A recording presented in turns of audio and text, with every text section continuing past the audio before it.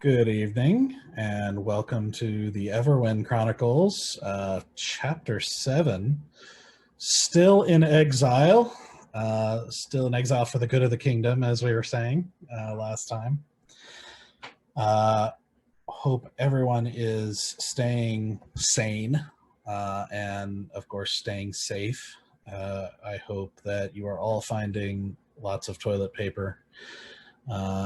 And ground beef and all these other things, strange selective things that are going short right now.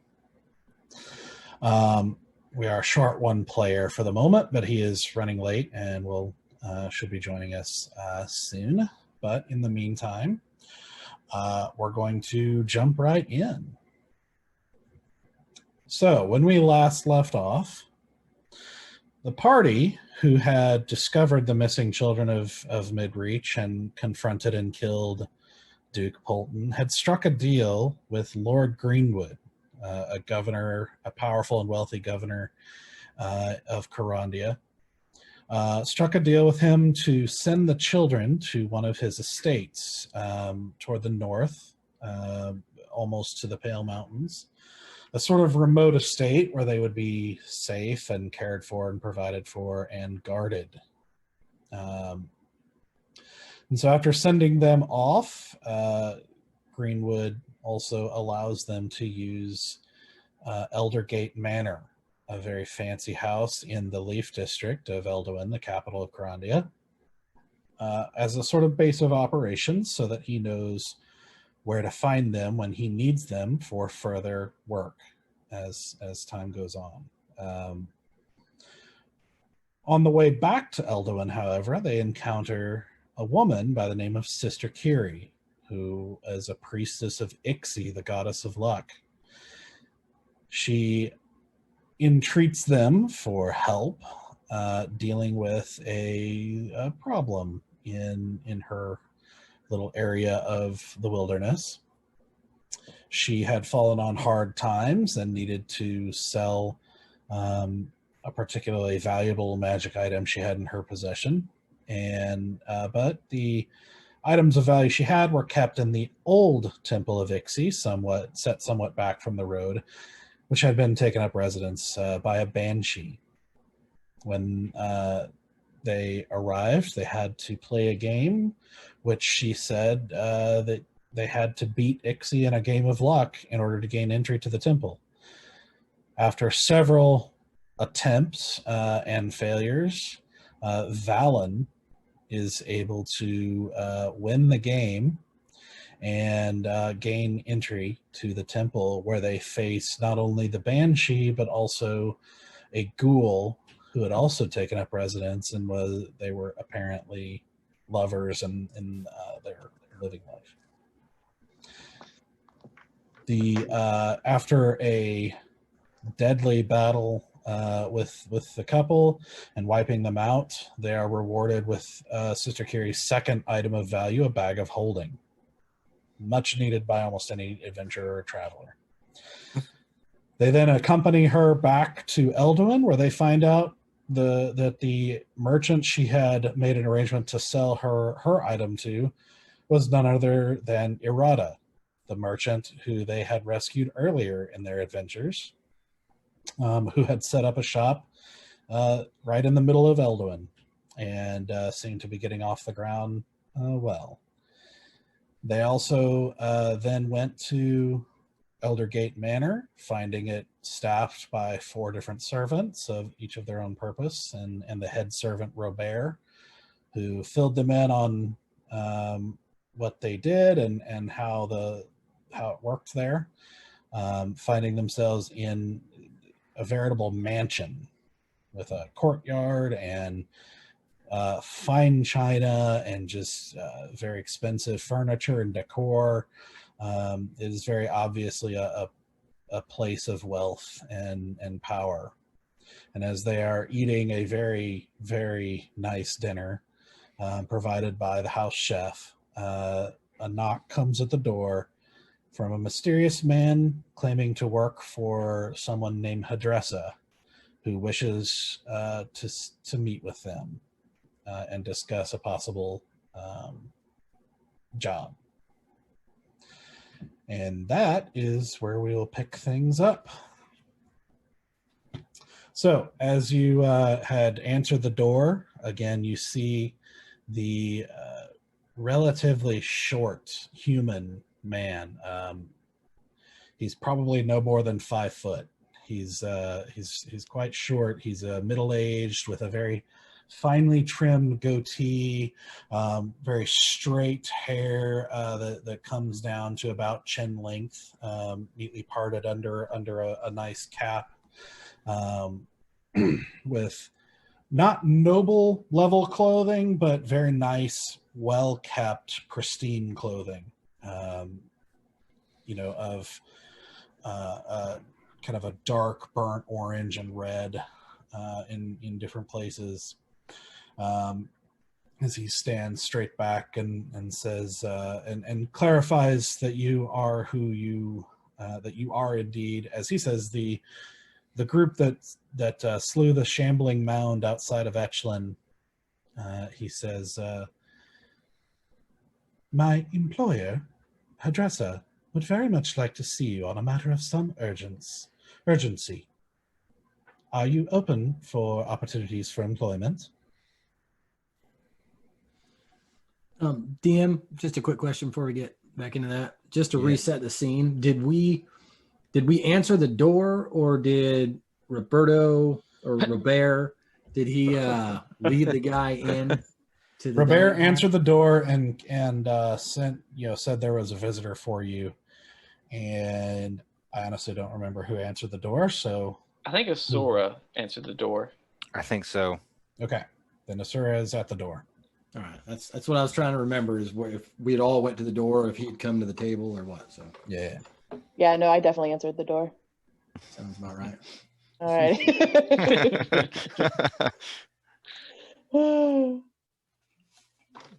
Sorry, yes. Come inside. Talk to the boys. I would recommend hiding the hat. What does that mean?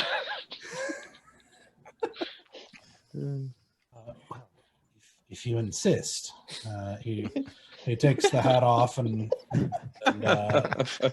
sort of holds it. He seems fairly unfazed by it, honestly. Though.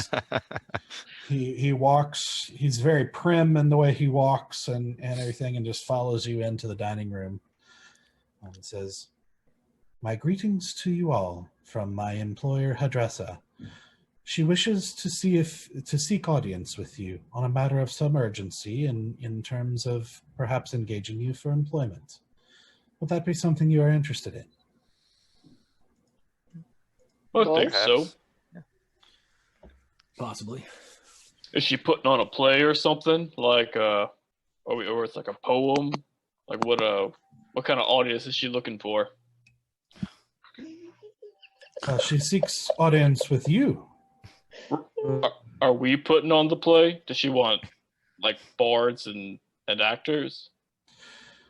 I am not privy to the type of employment that she seeks, Oh, okay. and merely relaying the message. Bear, do you want us to start practicing now? What are we practicing for? I mean, sure, but I don't know my lines or anything really. Bear, I have a very special part for you. It Okay. has no lines, no Okay. dialogue. You All right. stand and look imposing. It'll do. It's fine.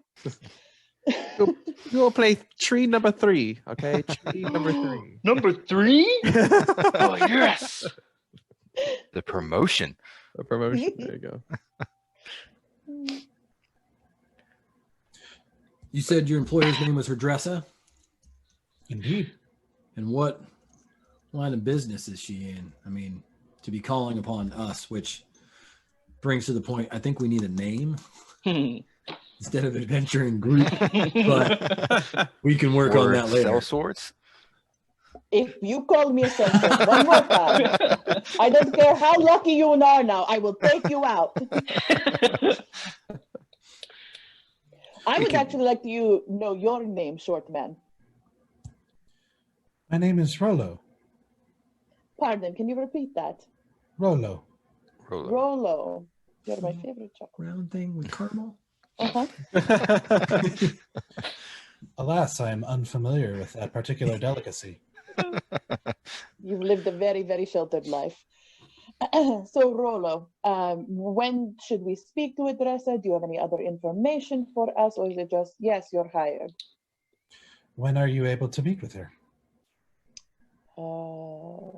First Where thing is in the morning? Hadressa? Is she in town? I will lead you to her. But Okay. yes, she is here in Elduin. Oh, okay. Can I finish my tea first? At your earliest convenience, but it is a matter of some urgency, and so the sooner the better. Do you guys want to go after dinner? I kind of wanted to sleep first, but if it's important, we can go. Have you not already slept already? It's dinner time, isn't it? I don't remember if I slept, to be honest. Yeah, we all slept. I think we Yeah, could. you guys go have and rest rested. then, yeah. I mean, Have we? since the Yeah. Banshee fight, you I'm should gonna- all. I'm gonna- I was like, I know that I got naked and rolled around in some sheets, so I know that I've done great. I'm going to start grabbing whatever we were having for dinner and just start filling my pockets. We can go. Pocket bacon. Pocket bacon. Robert steps up and he's like, "Sir, would you like perhaps a sack for that?" This is an emergency. We got to go now. I just walk up to Stoic. I walk up to Stoic. Stoic, how's the bag? If there was ever a use for a bag of holding, Be bacon. yep. My Bag pockets of holding and sausage bacon. rolls. Yeah. are fine. And I'm grabbing biscuits. And in the morning we'll make waffles. Yes, I guess. Yeah, Rollo, I think we're ready. Roll We've out. packed- Yes. We've packed our sacks with lunches. Lead the way. Very good, excellent.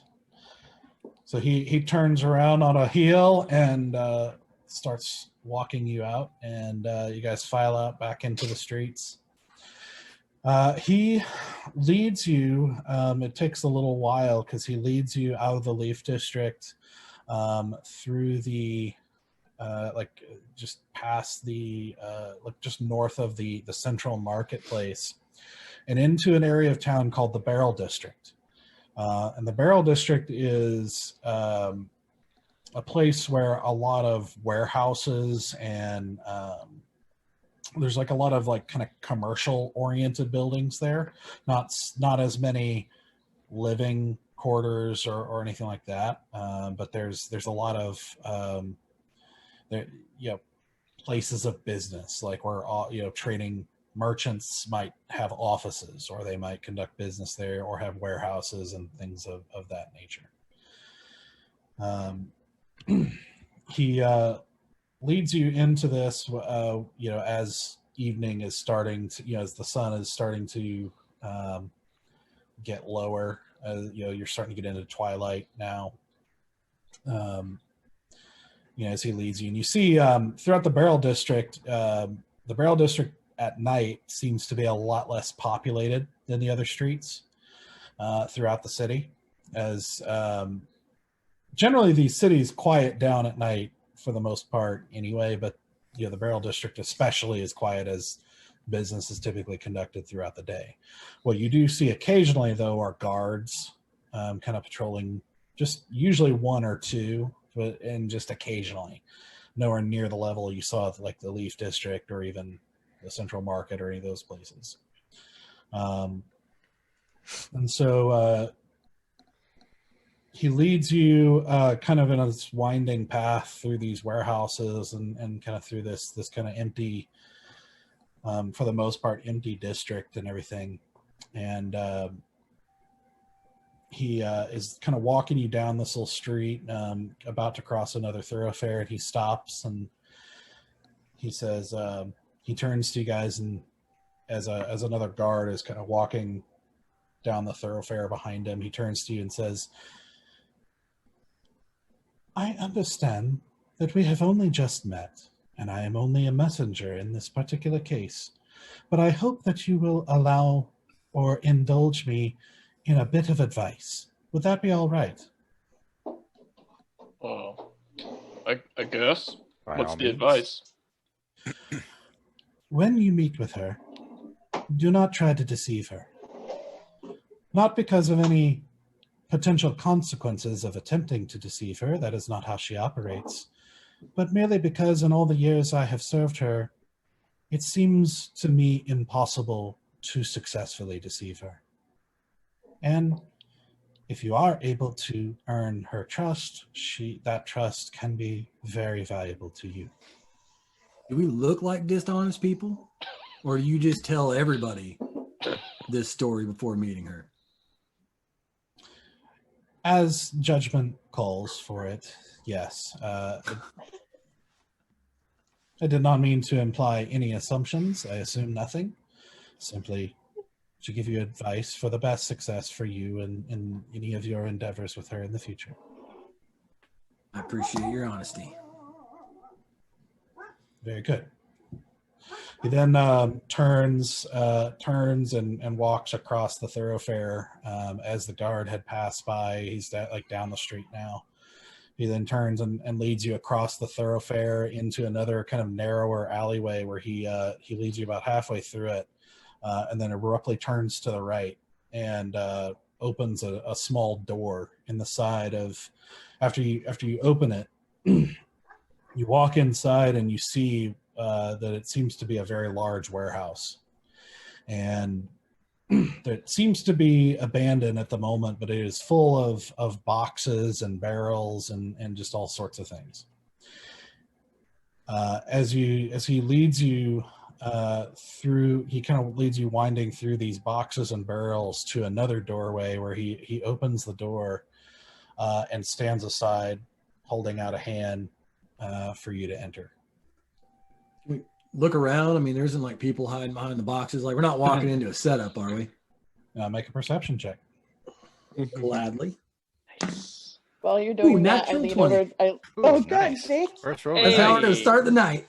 What'd you get? Yeah. Natural 20. Nice. I haven't added anything to it yet, but I was gonna lean over to Easy and be like, "Challenge accepted."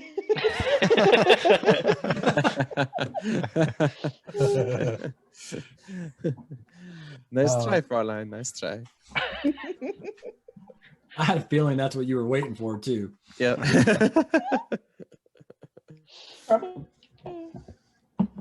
So, looking about as you guys are walking through this, you see that the warehouse seems to be, I use the word abandoned, but it's not abandoned as in not in use. It just seems to be not occupied for the most part.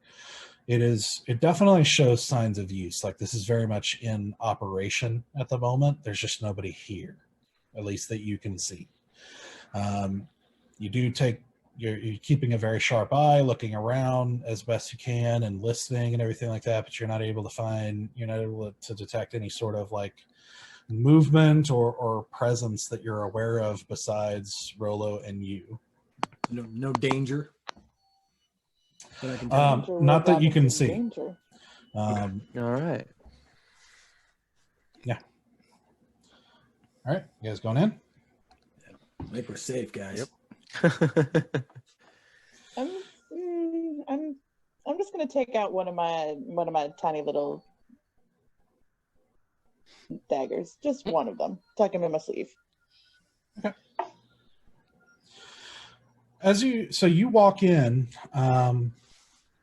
to find yourself looking. You kind of file into this room, and Rolo closes the door gently behind you, and you find yourself standing at the end of a wooden table, not terribly long, but long enough to maybe sit three people on either side. That sort of thing. Nothing fancy. But you see yourself at the end of this table, and on the other end sits a woman. And there's a single light source in the middle, kind of up towards the ceiling. But you assume it's by the ceiling, but it's actually really hard to tell because this light source kind of comes down in a cone, in a sort of yellowish light cone, casting light on the woman and the table and you guys. But for some reason, it's pitch black beyond this cone of light. That includes for those of you with dark vision. Look here, see. Okay. And so you see this woman sitting in this kind of large chair, and she is dressed in very fitting black. She's got a fitting black jacket with like a kind of a pale white shirt underneath, but it's kind of pulled close for the most part. She's got black, kind of very stylish fitting gloves on, but leather, and just seem very well made. She's got you see her. You actually don't see her face right away because she wears kind of a large hat that seems kind of stylish, almost buccaneer style hat. And as her head is tilted down so that you can only see basically her mouth and down. And so you see kind of soft, dark lips with very smooth skin, and hard to tell exactly like what kind of coloration it is in this kind of odd lighting. But you just see this, this mouth as she's looking down in front of her is a parchment that she's writing on with a quill. And you also see like a bottle of ink and another, what looks like a little censer with something like a little bowl with something in it, like above the censer and everything. And so you walk in and see this woman in there writing. Oh, and there's a faint smell of cinnamon, just ever so faintly in the air. So as you walk in, as this kind of like this sort of like spotlighted like scene as she's sitting there writing, you guys file in, and she doesn't look up. She just keeps writing. I walk to the head of the table opposite her, and I'll just like stand up nice and tall and go, "Good evening. My name is Bear. Bear with me. Are you Hadressa?" Sorry. Yes, I know who you are. Oh, And yes, I am Hadressa. it is a pleasure to meet you, madam. I should hope so. You were recently hired to slay the beast out of Echelon, which you are successful in. Then hired to find the missing children of Midreach. Is this correct? Yes. I am curious as to the outcome of that mission. It was a success. The children got safely to their new home. Did they? They were returned to their rightful homes then. I mean, they're safe. They're in a new home and they're safe. I see. But how do you actually know about this?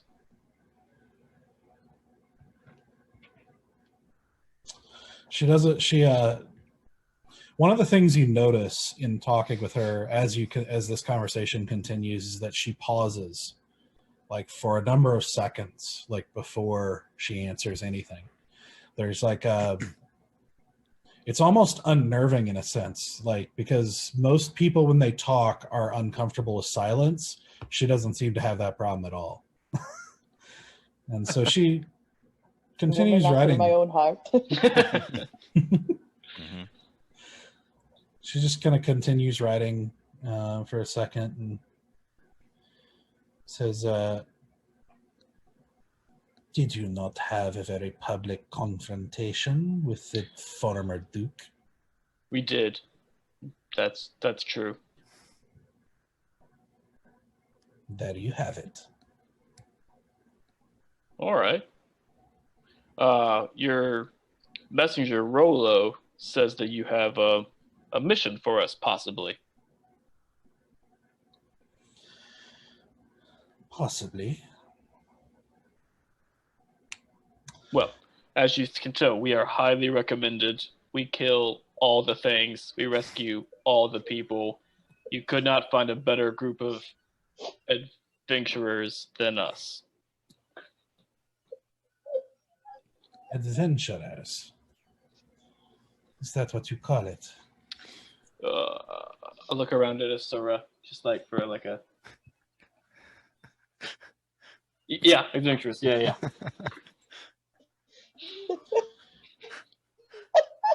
Observe her while she's in these like gaps of silence. Huh? What'd you say? For like anything, can I observe her in these like where she has these weird gaps of silence before she talks and answers questions? If there's like anything going on with her, Like physically or yeah, like if her eyes are moving, if she's glancing at things, if her breath changes, like if anything about her personhood seems to adjust before she make responds. a perception check. Okay. Hey, not a 20, but it's a 19 plus 3, so 19, 20, 21, 22, 22. So you can't see her eyes, but from the other body language or just anything else as you're kind of listening or watching or anything like that, she just seems like she's operating on her own pace and time. Okay. Like she doesn't seem to be doing anything differently during those pauses. She just seems to be writing. You know, she'll stop every moment for a second, then write some more. You know, not like coordinated with anything that's happening with you guys, but just writing on this parchment. Okay.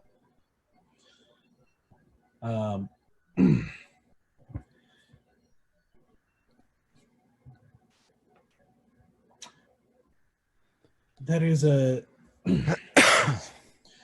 certain mining community that has fallen under attack. I wish for them to be saved. But I also wish to know the nature of this attack and what provoked it. Ah. Okay. Where is the mining community? To the north. I will have to draw you a map. It is not near anything that you wouldn't recognize. All right. When did the attack happen? I received word this morning. It is 3 days on foot, about a day and a half on horseback, so I can imagine about 2 days. I mean, well, actually, can I confer with my team for a second before I answer for them? Yes. Oh, now you want to not talk for us. Okay. Don't want to put words in your mouth. Not going to finish that thought. I guess I'll like. So you Turn- step out of the A room, or pineapple. what are you staying in the room? Or are you stepping out? Like, what are you doing? I was gonna stay in the room, but like speak more hushed tones, like just to the group.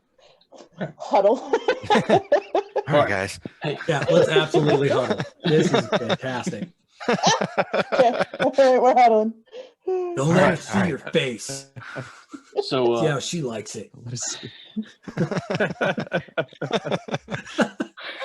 So there's this this mining community. Oh wait, you guys you heard that part? We did hear. Yes, Right, we did yeah. hear. Sweet baby bear. Yes, we heard. Okay, all right. I mean, I kind of want to take it. I like going north. Also, new adventures. But I mean, what do y'all think? I'm tired of being cold. We haven't been cold yet. It has been plenty cold for me. Is it It's cool. warmer to the north? Well, she said it's only 3 days north. You're not even leaving Karandia. It's already too cold in Karandi. It's already too cold. I don't know, man. Certain places you could travel 3 days and it's totally different Yeah. temperature. True.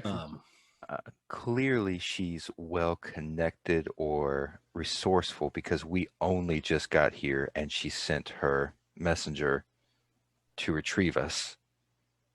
So I say we follow through with this, if for nothing else, to learn a little bit more about what's going on with her. I'm okay to do it, but I would like to ask her a few more questions first. I think that's fair. Yeah. I don't much like the idea that I suddenly have notoriety. Wait, do you have no what? Notoriety. The people know who I Oh, am. well, that comes with being awesome. Before you knew who I was. In fact, I would say the opposite was true. I was more awesome before then. Whoa. That's All impressive. right. And then you drowned me one time, and everything changes. I haven't drowned you since then. I feel like I've kind of forgiven. I don't know. You can think about it. I will never forgive you for dropping me on more than one occasion. One time was Twice. nearly fatal. Yes, but I almost died on the first drop, and I have a problem with this. If Sorry, we're talking I about digress. killing you, we should talk to Stoic. He's the one that almost killed you, but hey, whatever. I saved her. You dropped her. We're getting off So topic. we're clear. All righty, back to the Yeah, topic at easy. hand. What's your way in? Well, I was just thinking about our names. Instead of saddle swords, we could do pedal swords. Or another synonym of cell. Or hawk swords. You could hawk it. Ooh, I actually like hawk swords. That's a Hawk good sword one. sounds pretty cool. Just because the sword of hawks Uh, swords and daggers at people? Or- I hate all of you so much. that's right. We now. hawk swords and pineapple spells. We hawk all kinds of things. Yeah. We're the hawkers. But Easy's good with this. He says, "I like mysterious women. I like this one. I trust her. All right. I like some That is trust is not the feeling you are feeling right now. So, well, if nobody minds, I'd like to ask her a few questions. By all means. Please do, Stoic. Go away. So I'll turn and Hadressa. Is that her name, right? Hadressa. Sorry, there's an R in there. Hadressa. Hadressa. That's gonna be Stoic's thing the whole campaign. Oh, Getting names man. wrong the whole The time. sad part is I'm really not doing anything on purpose. I'm just that bad with names. Oh no, I know that's partially Danny, but it's Yeah, Oh, great. Might matter sometimes more than others. yeah. Read through. Oh man. Hadressa. Right? So yes. we are not completely opposed to this, but who do you work for? And what interest do you have in saving this mine?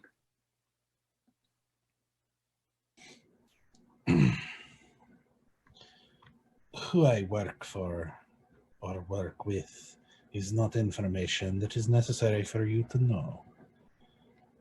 Suffice it to say, it is a silver mine.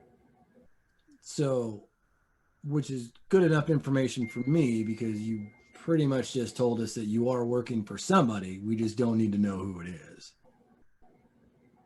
If that is what you choose to believe. Okay. Because, no offense, you seem very informed, but you also seem very middle management. Okay. She doesn't respond. Okay. I don't think she liked being called middle management. Sexy Well. healing hands. Just stick to the questions. Okay. And you, what under whose shade do you dwell? Asura, you know she's not talking to Stoic at the moment. She's talking to you because that's Thieves' Cant. For who do you work for in, like, the underground world? Okay. I would like to respond in Thieves' Cant that I am an agent unto myself. Very well.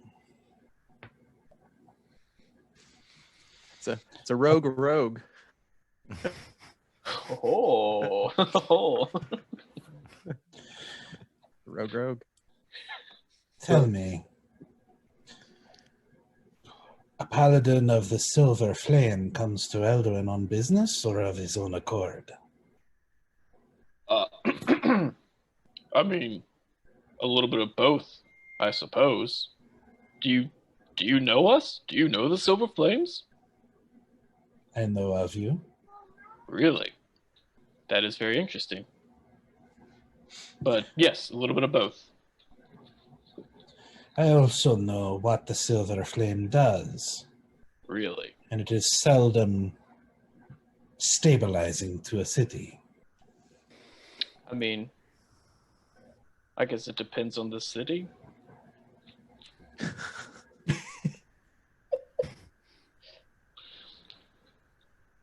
Are you here seeking corruption, or are you here of your own business?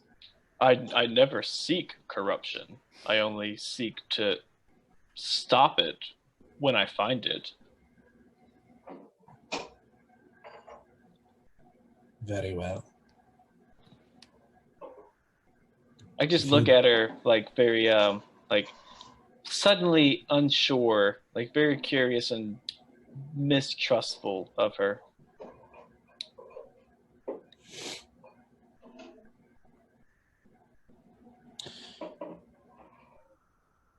Tell me, all of you, what is it you want? I think we're all here for different reasons. Our own reasons. And yet you are here united. Well, we find it's the easiest way for us all to get what we desire. And what is that? Different for each of us.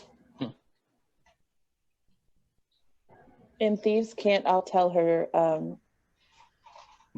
there's a debt I can't repay.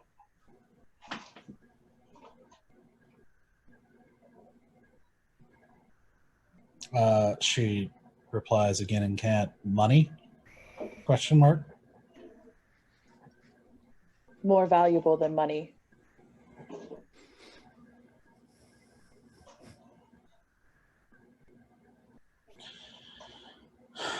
Then she says again to the whole group, if it's not money that you seek, how can we come to an accommodation? I want to speak back in common.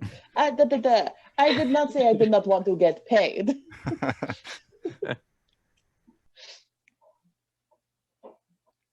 I don't want to speak for the group, but I'm sure all of us in some way or another could use some information. And you seem to be highly capable. Yes, I think we all have desires, and I do this kind of pointedly, dreams, just to see if it gets any kind of anything out of her. Explain.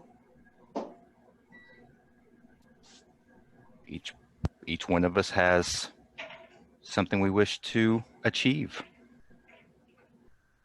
And this is to the DM. Did she not flinch or anything at the whole dreams thing? Make an insight check. All right.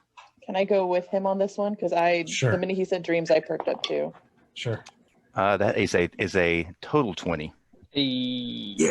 And then I have an additional 19 to add on. Woo! Look at that. We are rolling well tonight. Hopefully that holds up for the battles. I know that was straight Offset ones. gonna work that way. Exactly. There will be balance tonight. There will be balance. We're going to unravel the whole mystery and then die at the first. PPK. Yeah. Well, 20.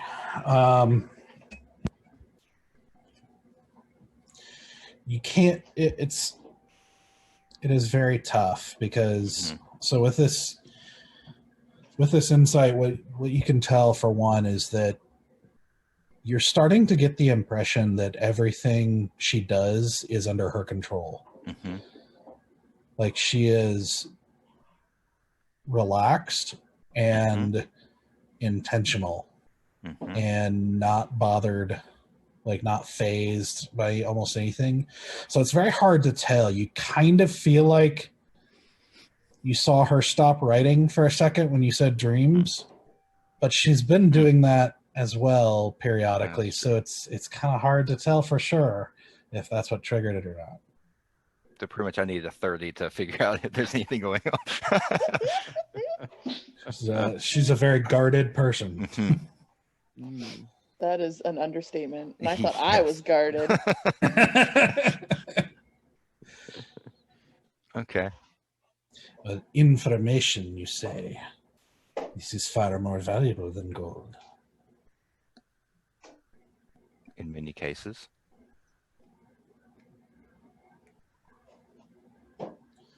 What is the information you seek? I think we all seek a little of our own information, but I think jointly we'd probably like to know who have you ever heard the name Belladonna Rixa?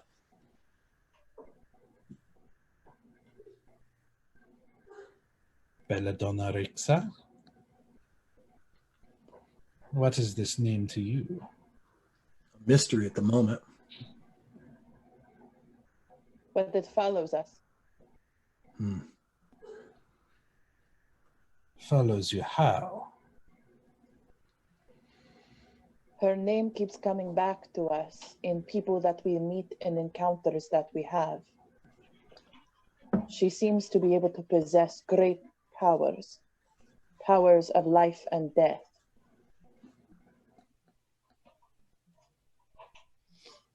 You see her take the sheet she was writing on and set it to the side, and there's another sheet underneath, and she just continues writing. And what is this to you? Well, that's She business of ours. seeks something. Someone. That person or thing or that is at risk. And we have met one of her henchmen, and he was not a good man. But what is this girl to you? Who I think she is a friend.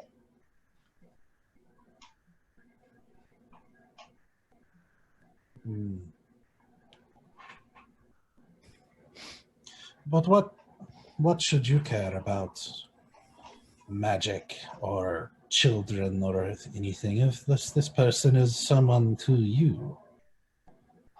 In Thieves' Why should you Cant, care? in Thieves' Cant, I say, because it's the closest thing I'll ever do to repay my debt.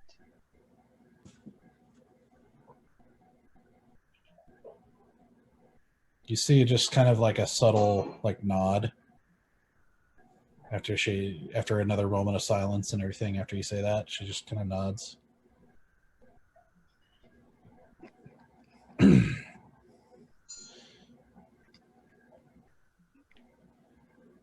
I am beginning to understand.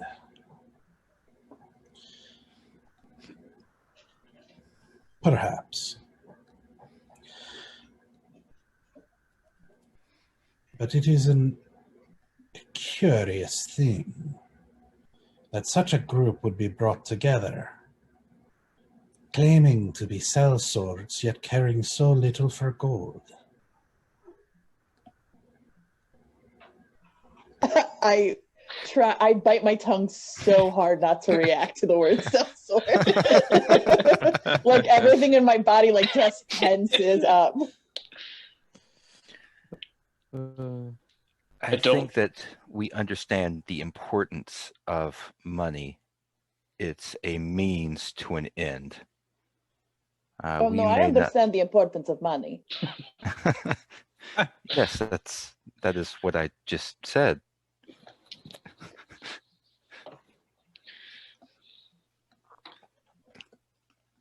Look, we need this information more than or less than you need us to help your mind. We didn't have the information when we came here. So, but you seem to be very capable of getting information. So, and I wouldn't insinuate that we're here only for money, seeing as how we haven't asked for any. Well, maybe one of us is insinuating. But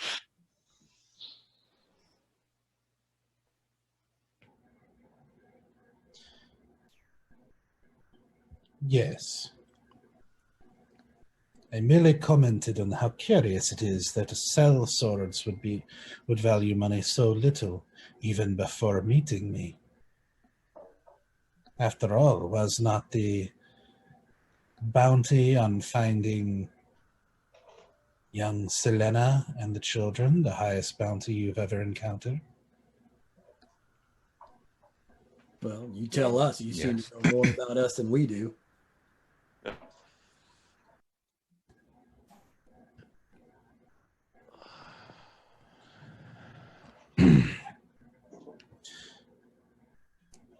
You believe I can find information, and this is how? By indulging curiosities. To know why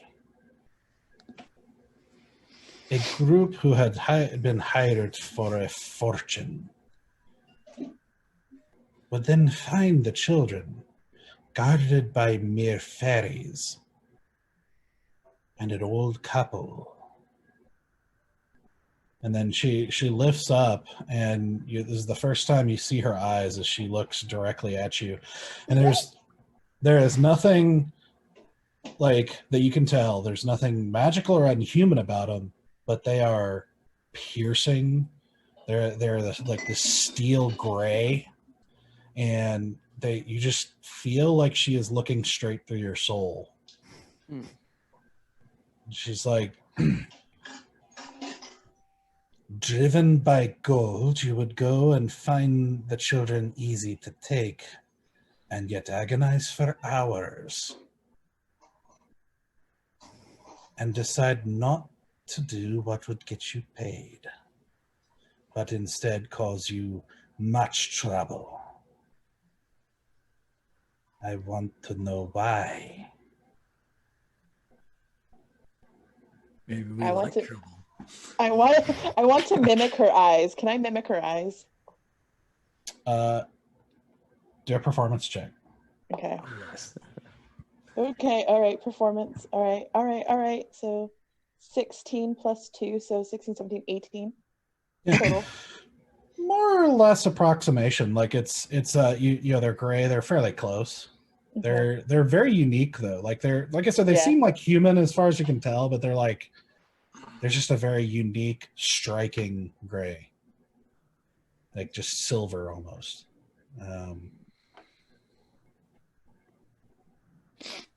Okay, cool. So I'm gonna mimic her eyes. And then I would like to say in Thieves' Cant back to her,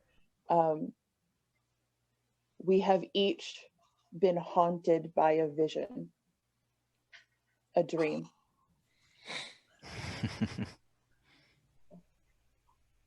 Her eyes turn to you, and you now feel that kind of full force of that gaze.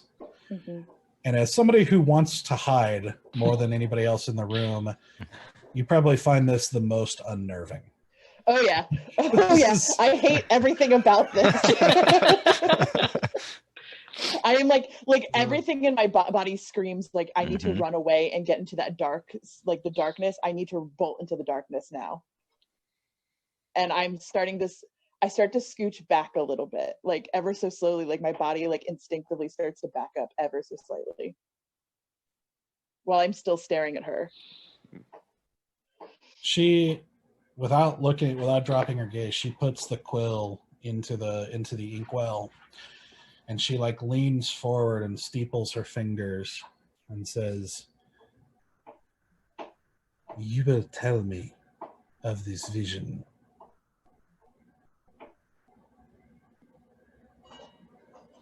I just look at Asura. She's like, "What did you tell her?" Yeah, I was gonna say, we didn't understand what she said to her, right?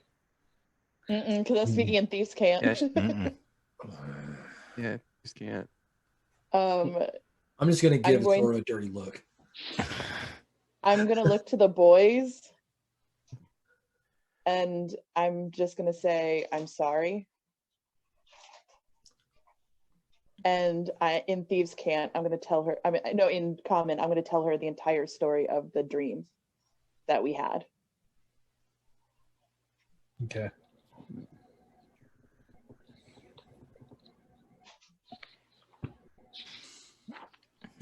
She is quiet for a long time, and you guys notice this as well. Like after Asura gets done saying all these words you don't really understand, there is now silence for a good minute. You said in common, didn't you, Asura? Did you say it in No, Thieves' I Cant? said in Common so that they could hear me. So that they could hear me tell them. Oh, okay. Yeah. No, I'm gonna let them know what I'm saying at this point. Okay. So she explains it in Common. Mm-hmm. And now there's this long silence. Oh, I'm paying close attention. To Hadressa. Henrietta. And after I finish the story, my eyes are gonna pop back to the normal color, and I'm just gonna like reach out, and whoever's closest to me, I want to grab their hand. Like whoever is closest to me. I mean, chances are it's Bear. Come on. I mean, I'm a whole Bear's hand.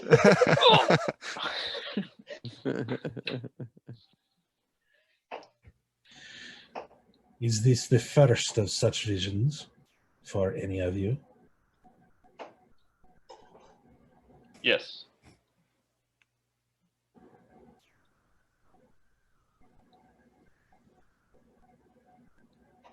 I've had plenty of nightmares in my lifetime, but none like these.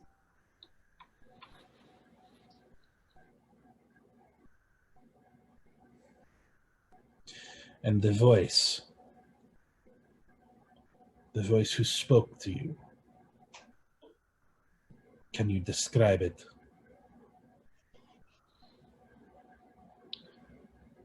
The only way that I can describe it is to say that it destroyed my understanding of everything. Like I've encountered or I've talked about higher beings before. I've talked about an afterlife and the fact that there are many gods. But this voice kind of everything I knew just was gone in an instant. I don't know how else to describe it.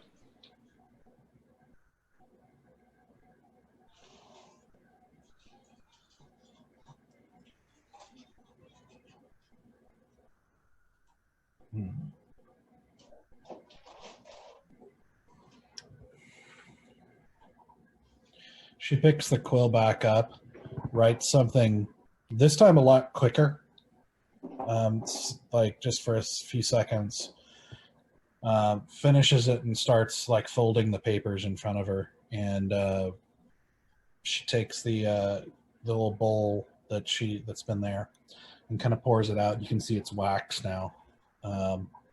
Pours out into a little pool, reaches inside her jacket and pulls out a ring that she kind of puts halfway on her finger, and then seals it, seals the wax to seal the letter closed, and sticks it back in.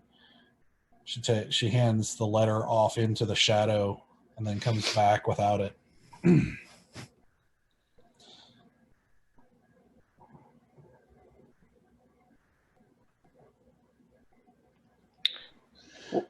What color is Hadressa's hair and ring? Oh. Her ring? Is that what you said? Yeah, her ring and her hair. Well, she's got a couple of rings on. Let me pull up the description here. Hold on. Yeah, get all them DM notes.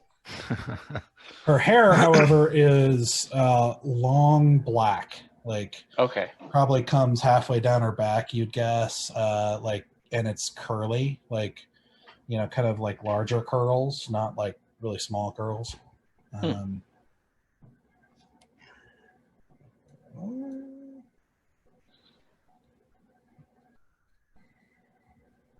Her features seem human, yes? It's hard to tell. It's like you can't, because of the way her hair and her hat is and everything like that, you can't see her ears to see if they're like pointed or anything like that. But you see her face looks for the most part human. She is, now that you see her face and her eyes, aside from her eyes, it's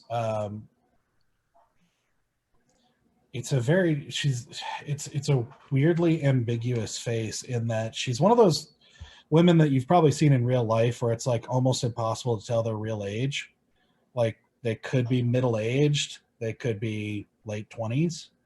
It's like she almost seems older but looking a lot younger, if that makes sense. Mm-hmm. From her speech, you don't get like a person in their 20s, but it's really hard to fully read her and what she may or may not be. She has got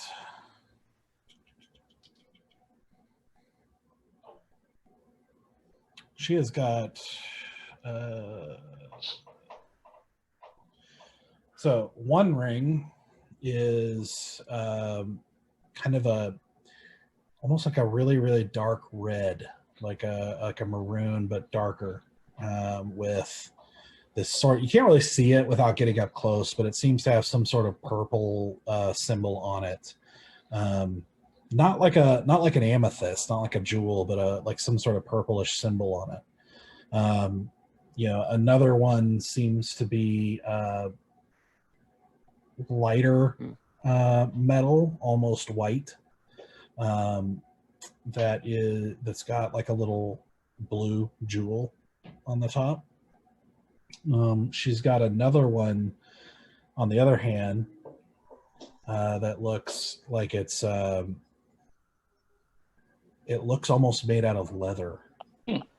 Like, it's not particularly how to explain it, like not particularly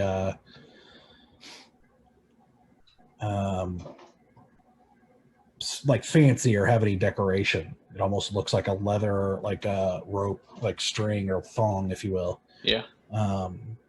Just wrapped around it. Yeah. So it's that with kind of the long black hair. Gotcha. I just want to make sure she wasn't the figure from our dream. She sounds very dark and mysterious. You mean the woman in your dream? Yeah. Well, the woman had a blindfold on and was, if you remember, had long blonde hair. Yep. And no, like nothing like this. Cool.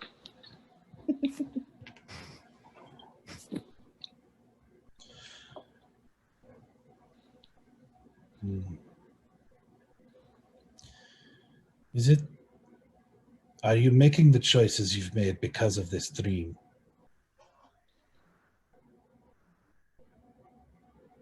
I'm One not. Not One solely. cannot know the choices one makes if they didn't already experience the thing. I don't know if I would have made the same choices if I did not experience the dream with my friends. Hmm. Very well. Name your questions. I will tell you if there are things that I can answer before sending you on this mission. If you complete the mission, perhaps this is information, if I agree to it ahead of time, this is information I can get you. Just me personally. Could you get a message to the other Silver Flame brethren? It can be done. All right.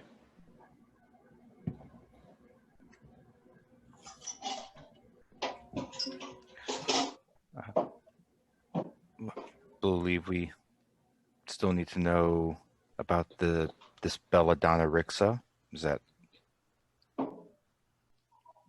something Think you'd be that's a able to party find out? Yeah, that's the party question. Mhm. Mm-hmm. Who is she to you? Someone There is who's something you are not telling me. is she saying this to the group or to me? Well, I mean, she's talking to you at the moment, but it's more of a That's general a you. group question. She's someone we've run across. I mean, she's a mystery that needs to be solved. I would need more information before I could find anything on this. Her henchman has tried to kill us twice. But we've killed him twice. Twice.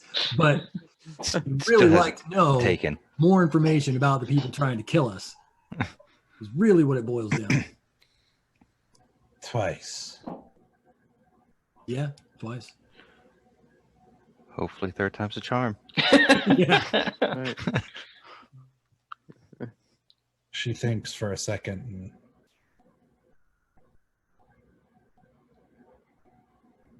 necromancy.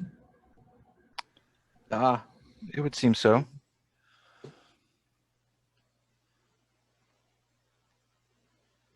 And do you believe this Belladonna Rixa is a necromancer? We Yeah. It's where the signs seem to point.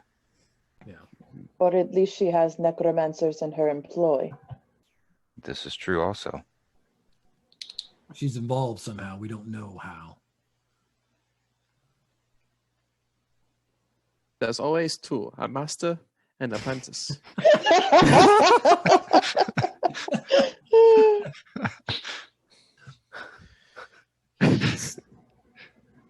This is not true.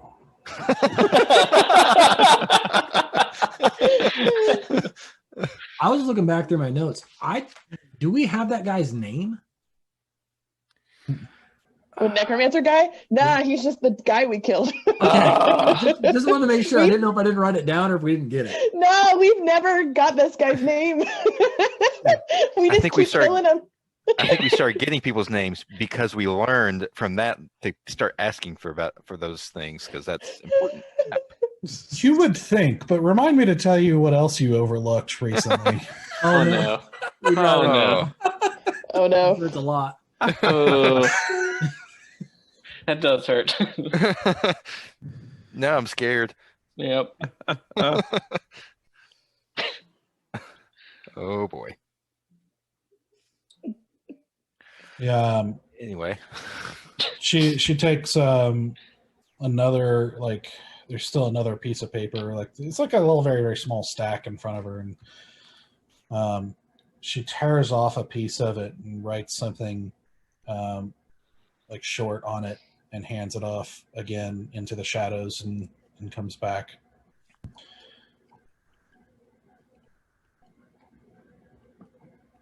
I do not know if I will be able to find this information. Simply because I believe I have been trying to find this person for some time now. They are very well hidden. Well, Would something that belonged to them help? Perhaps. Who currently has her letter? Either me or you. I think you do. Yeah, I believe Okay, you I still do. have it. Yeah, I think so. All right, I'm going to take out the letter with the signature, The And- original. the original, and I'm going to put it on the table, but I'm going to leave my hand on it. She just looks at you. I'm Stoked. not ready to let go of it yet. But would the information help? I would have to know what it is. I splay open the letter so that she could lean forward to read it, but I still have my hands on it. Okay, so you're letting her read it? Yeah, I'm opening it up so she can see it, but I'm not going to let her pick it up off the table to hold it to read it. Okay. She's going to have to lean forward to read it. Okay. So you kind of walk around a little bit closer to her and put it out, Yeah, kind of and holding it in splay it place. out. Mhm. And so you let her read it, and she leans forward. Can I and sniff her? Smells of sandalwood. It's cinnamon, though. I've been It's smelling cinnamon. cinnamon this whole time. Sandalwood and intrigue. Intrigue. I don't know why I feel the need to smell her, but I do. And you can do whatever you want. As she you leans can. forward, I would like to sniff her. If there's any specific smells that come up from her. Is this an obvious sniff, or is this a like a subtle? No, I'm gonna try to be subtle about it. The I'm not vice gonna be president. super I'm not gonna be a deep I'm trying to clear my man. nasal passageway sniff. What would this be? Sleight of nose? Nose. Sleight of hand? Let you do that. Yeah, You'll sleight need of hand. set I a hand, guess. but as a Mhm. nose. Yep. All right, so that's a 12 plus 4, so that's 16. Right. So as she's leaned forward and everything, you're trying to very stealthily take a little bit deeper breath to see if you can Yeah, smell. just take a deep breath in. And you do get a smell maybe just slightly stronger of cinnamon. This is not. It's almost like it might be her, but it's not like a strong cologne, if that makes sense. It's not like it's Mhm. emanating off of her, Mm. particularly in filling up the room, but it does seem like it's on her. Okay. She says, in Thieves' Cant, she's as she's reading, she never takes her eyes off and continues to read, but she says, particular smells are very useful. I'm going to respond in Thieves' So- Cant. If a particular yes, they- if a yeah. particular smell becomes associated with you, it can become very powerful to mislead others with different smells. All I'm going to respond is in Thieves' Cant. I'm going to say noted and thank you. She finishes reading and sits back again kind of watching you all as she's as it's like you can see the wheels kind of turning always. Like that look that you see in people when you can see the wheels are turning, it's like that all the time with her. Like you get the impression she never stops thinking and assessing and analyzing and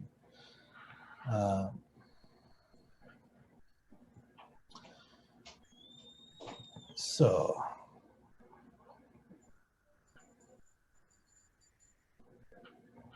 it seems obvious to me that this Belladonna Rixa is the necromancer I have been seeking, and that for some reason she wants Selena. Do you concur? That is my suspicion, yes. I concur. Do you concur? I should have concurred. Should have concurred. Bear, Harry, concur.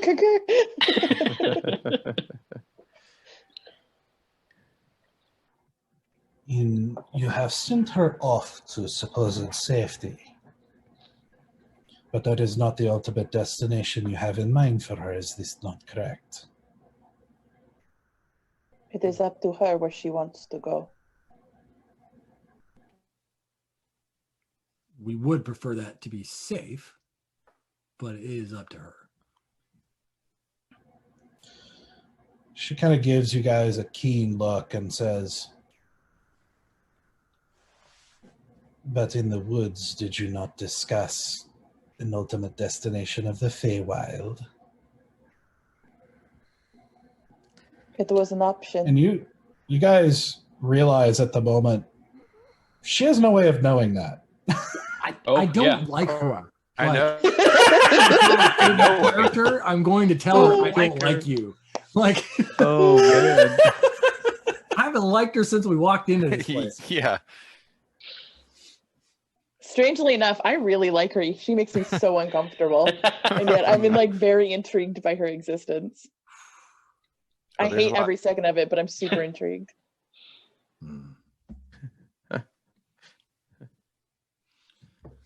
Many things were discussed.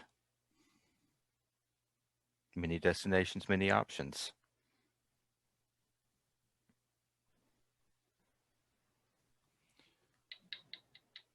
Why do Not you all keep options asking? have been available. Hmm? Not all options have become available.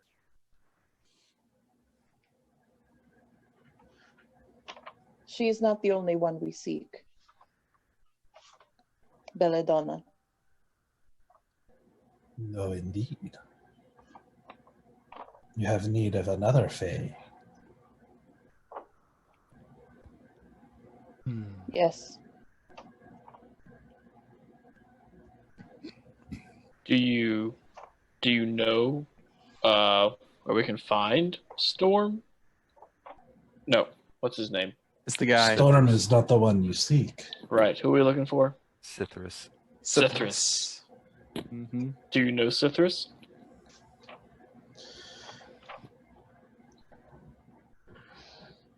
He is already being sought out. By whom?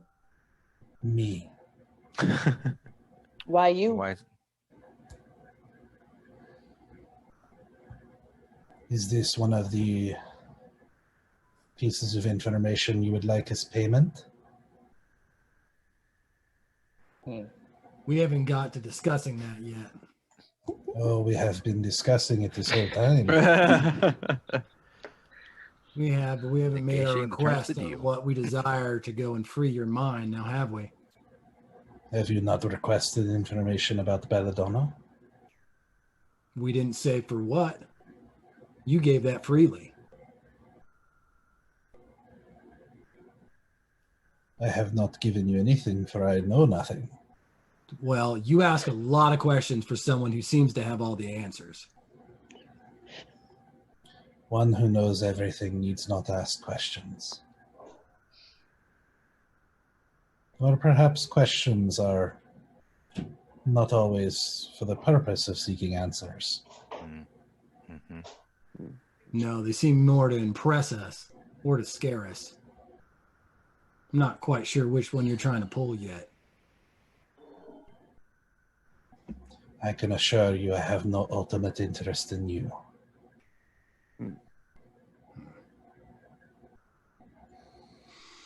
I want to let go of. I want to leave where Bear is and walk up to Stoic and put a hand on his forearm.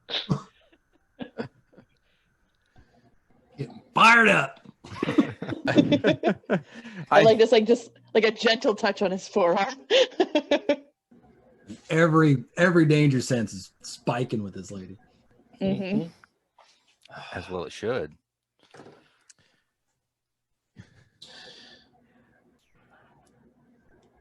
So, you seek information in exchange for my task. name the information you seek. Tell you what, if everybody agrees, Asura, how much money do we want for this?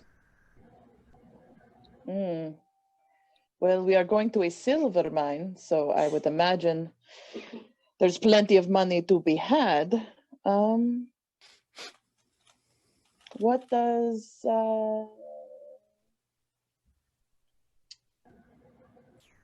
200 each sound? 1,000 gold.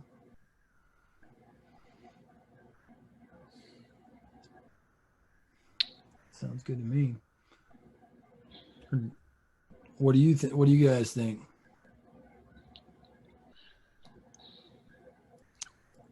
I can, if you looking at Hadressa, if you can take part of my personal payment, if you could send word to the Silver Flames and at least tell them where to reach me, that can be part of my payment. If you deem it's not all of it.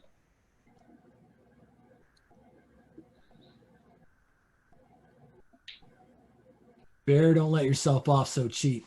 I think we need 1,000 gold and 5 information requests. Not immediate answers, but at least we can make our requests. And if you do not already have the information, you will attempt to get it for us.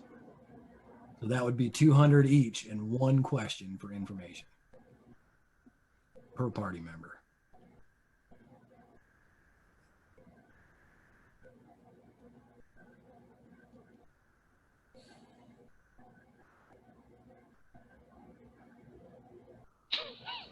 It would depend on the nature of the questions. The question of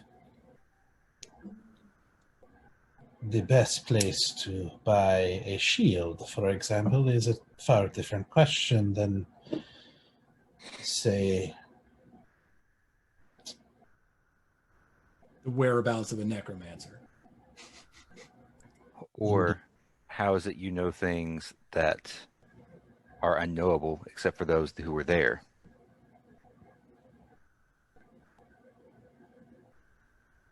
That is a high price indeed. Mm-hmm.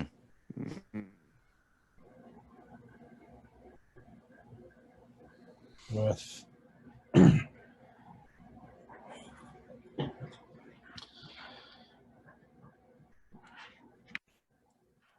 or perhaps, and she looks at Bear and says, the presence of some non-corruption among those whom you seek corruption in. I'm trying to track you. You lost me a little bit. You seek corruption in the higher orders, do you not? Ah. Yes. Yes, I do. This is the type of information I might be able to provide. But you must ask your questions beforehand, else I cannot tell you if I can answer them or not. I am fair and would not have you complete this task only to receive an I don't know. I will only make deals with information I have. Which is why I cannot tell you details or whereabouts of this Belladonna Rixa. But I'm sure it's information you can get. Well, She's already we can tried. make a deal for information that I do procure in the future if it happens. In other words, if I do find out information, then perhaps one of those pieces would be that I share that information with you. I would personally be okay with 1,000 gold and an IOU for each of us.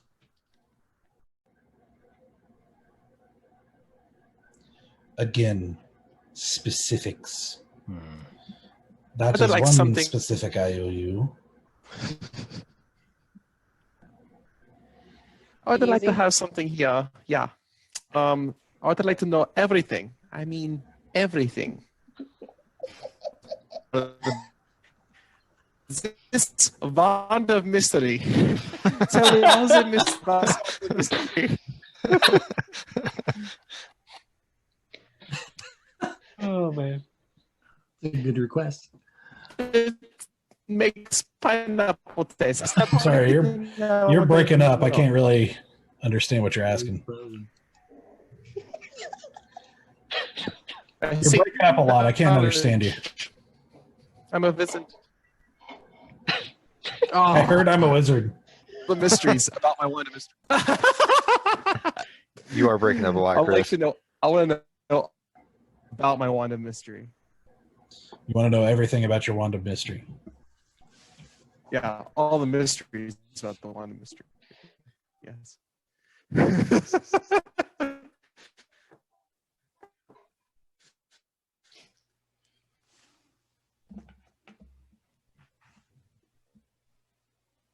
You are an accomplished wizard and you are not able to figure it out yourself.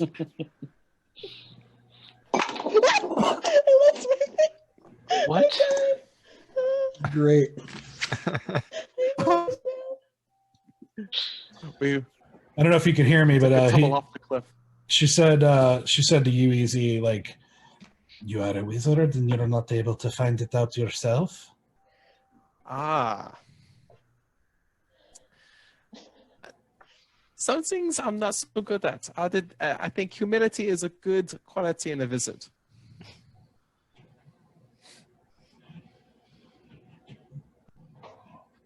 Yes. And so very rare. Ah. I cannot promise an answer, but I can promise that I would put it before perhaps the world's greatest artificer. Is it that dude that we got in trouble with earlier? Because that would be great. I do not know of whom you speak. Don't worry about it.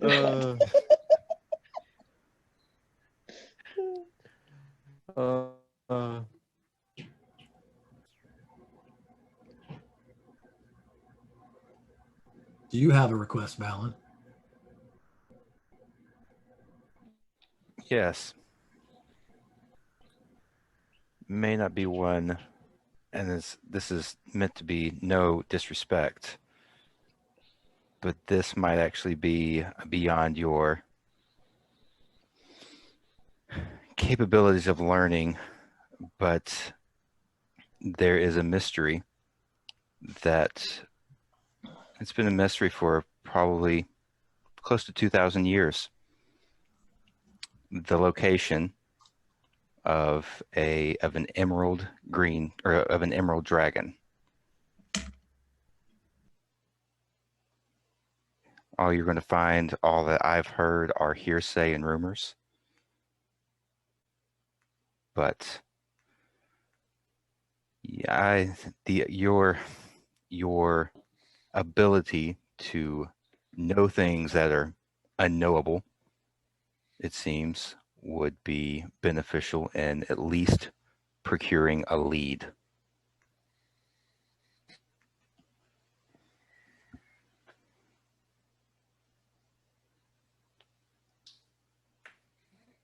Many have sought this information. How many have had a vision?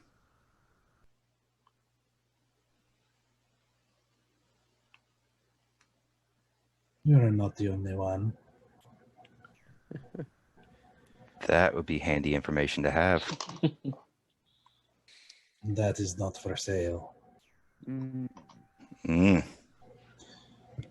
The location of Hera is not easy information to come by. Many have sought him over the ages, and yet he has not returned.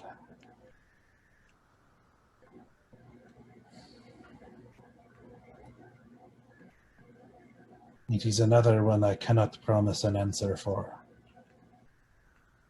If it is sufficient, I can talk to certain individuals who may know more than I. But I cannot guarantee the outcome.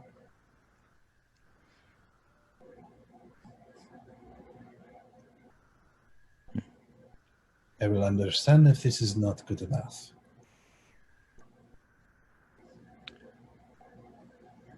I think if I've learned anything recently, sometimes you have to take a chance. So I will leave it up to you. I will trust that you will try to get the information.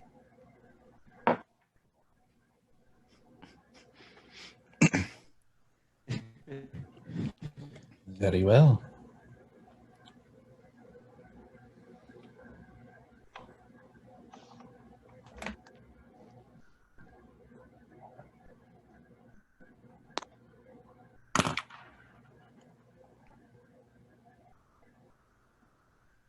Is this all? For me, yes. So we got a wand, green dragon. I got an IOU list. I got, and then Order of the Silver Flame. In delivering a message to the Silver Flames. Yes. Information that is, if any is possible, about the Wand of Mystery. Information, if any is possible, about Hera. And information, if I am able to acquire any, about Belladonna Rixa. 4.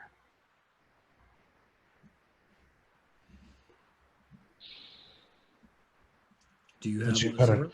Would you perhaps like to make number 5 information about Sithris if I should find him?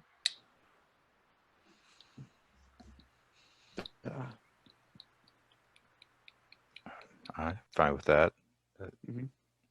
Unless you have something more important, Sora. There are certain things it is better I do not know.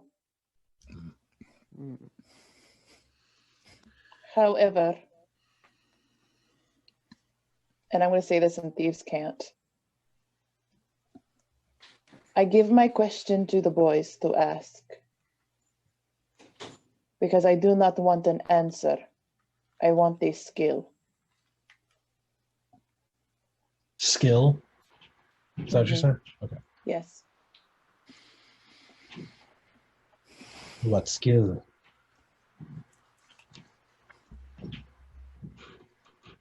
I want to see the way you do.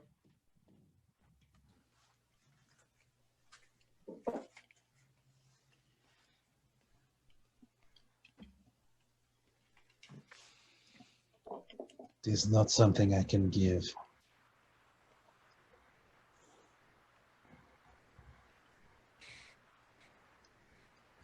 It is a long story and a lifetime of dedication. I understand this.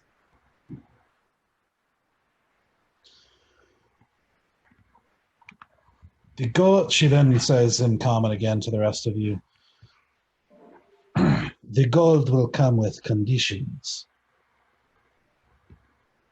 1,000 total, perhaps even more. I will give you 100 gold per survivor from the mining camp that you are able to bring back to me here. And I will give you 500 gold if you are able to determine why the camp had come under attack. What are they seeking in this mine? For the undead have no interest in silver. So it's been attacked by the undead. She nods. Why didn't you lead with that?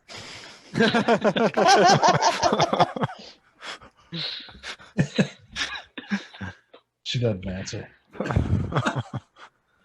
Like, I look down at my outfit to see and make sure I still look like a paladin. Or not a paladin, but a cleric.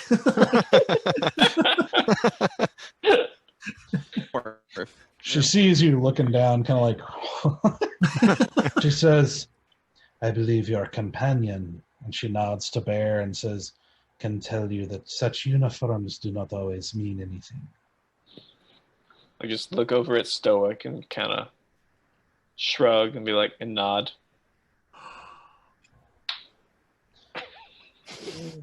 I'm gonna sit on that for a little bit. The camp was attacked by undead, is what I am told. And I want to know why. If you can produce tangible information as to why, I will pay 500 gold for that. May I make about bringing the people back. As you are well aware from our journeys, we were sought to find kids, but the kids did not want to come back. So if we find these workers and we save them, but they don't want to come back, is that going to be an issue? It's a fair question. Yes. I thought so. Yeah.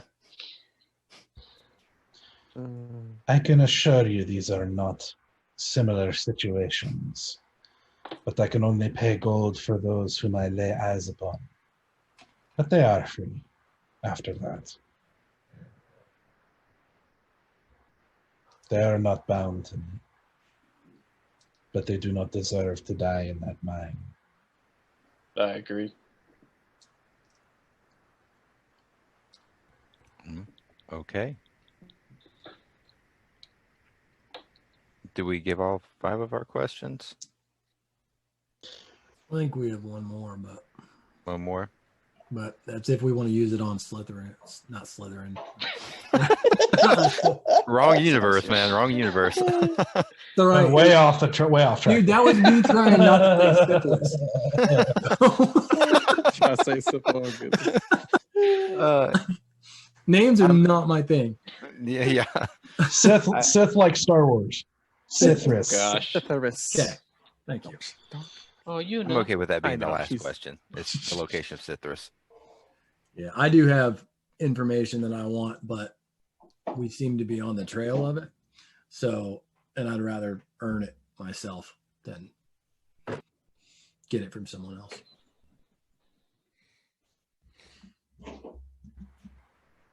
Citrus. Okay. There's our 5. Good. Sounds like we've made ourselves a deal. This is an arrangement I can agree to. All right. It is a mine. I suggest finding sources of light and bringing them with you. Good idea. Some of us can see in the dark. Not this dark, no. There is dark, and then there is dark. Wait, who doesn't have dark vision? I don't. It's Valen and Nor Bear. do I. Yes. Nor do I. I thought it was going to be easy and Bear. I'm like, the 2 people in the dark are the ones that don't have dark vision. That's pretty like spot on. What's happening? Yeah, aesthetically, that would really track. That would have worked really well. Like the rest of us could see the spy. She says, even those who can see as cats do cannot see in pitch black, in the deep darkness of the caves. That's true. And she kind of leans back and says, one never knows what dwells out of sight in the dark. And she puts a hand up, like kind of out to the side of her chair, and out of the shadows, you see this. First, you see eyes, these kind of green eyes, and stepping out of it looks like a large, pitch black, almost like a panther, but smoother, like not quite fur. And you see her see it step up, and it's like got a larger head, like kind of more alien-esque features, like only resemblant of a like a big cat, so to speak.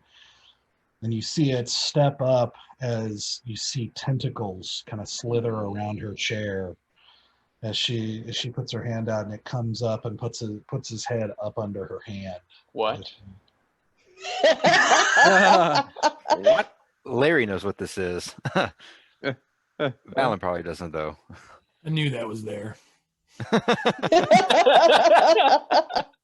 I'm gonna pretend to. Very well. This mission is of urgency because I do not know if there are any survivors, how long they can remain alive, or what the situation there is at this moment.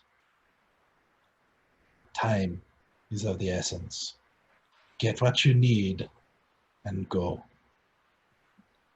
Okay. Can the kitty come with? She brings her hand down and the cat just sort of like darts off into the shadow. And is just gone. Oh. I missed it. Did she hand us the map already? That she was going to draw us? Rollo will provide you the map. Okay. All right. Well, then I guess we'll be on our way. Yeah. She takes her quill and goes back to writing. Auf Wiedersehen. She doesn't respond. Out we go. Wouldn't expect You it. hear the door gently open behind you as Rollo kind of ushers you out and says, "I do hope that your business dealings were satisfactory, and I am to provide you this." He pulls out of his jacket, folded up, paper, and hands it to. Sure. Me. Okay. I got the first. Okay. Very well. Would you like me to escort you back, or would you like to leave from here? I think we can find our own way back. What time is it right now? So looking from what you can see from inside the warehouse here, it looks like the sun has set. There's still a little bit of light in the sky, but it's like, kind of that dark blue as it's getting dark. I would say we go back to the manor and at least rest for the evening, and then leave at dawn, or maybe even before first light. I mean, Can we have horses this time? Let's say I'm we tired should- of walking. Yeah. Also, Yes, we we need can. really what we're going to need is some sort of caravans, because if we have to bring other people back with us, ooh, yeah. we're going to need like a wagon or something to bring them back. Yeah, but we don't have to be in a Obviously. hurry when we come back. I mean, No, you're but Walker. yeah, but if they're injured or anybody's sick or injured, like I Sexy want the healing hands. caravan, sexy healing hands. I want the caravan. I want the wagon. I want to be able to finally get off my feet and not walk the whole way. I'm all for horses. I just don't think a wagon is going to be the quickest way to get us there. I'm sure they have wagons there we can pull with our horses. Okay, but I want horses. Sure. I agree. I think Yeah. I'm good with horses. Let's go see if our real bear can procure us some horses. Unless Rollo, are you able to provide us with any horses? I unfortunately was not informed that this was part of the deal. Therefore, I'm unfortunately unable to accommodate you at this time. You turn to the group. Need to remember to ask that next time when in negotiations, amongst other things we need to remember to do. We could sell So some you- furniture from the mansion to get. Greenwood gets back. On this Where's my episode of- furniture? This episode of Pawn Stars. Love it. All right, so you guys heading back to the mansion. I think so. Yes. I took his line. Yeah, that's all good. So you guys head back through the Barrel District, through the main part of town, back to the Leaf District, into Eldergate Manor, and we're gonna take a quick break. So we'll take a few minutes here to, go to the bathroom and whatever else we need to do. And wash our So hands. wash our hands. Yes.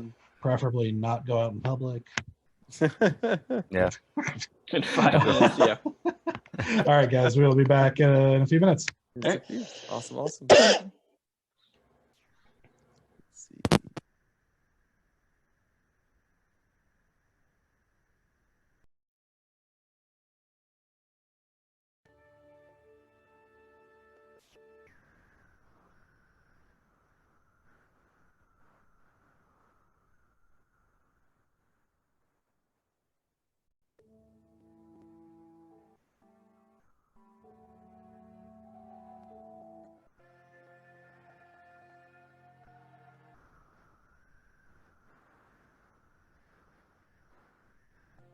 I have learned to be invisible. Invisible to those who have something I need or want.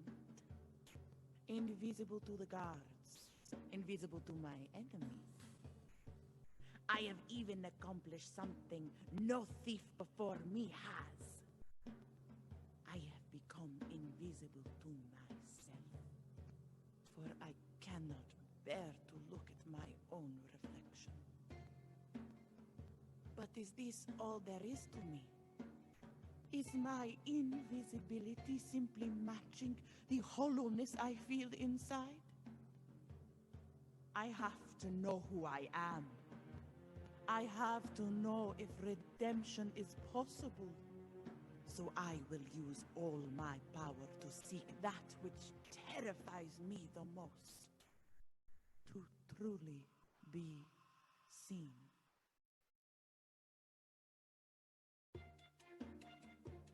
And perhaps along the way, slit a few throats of those who do not deserve to be seen.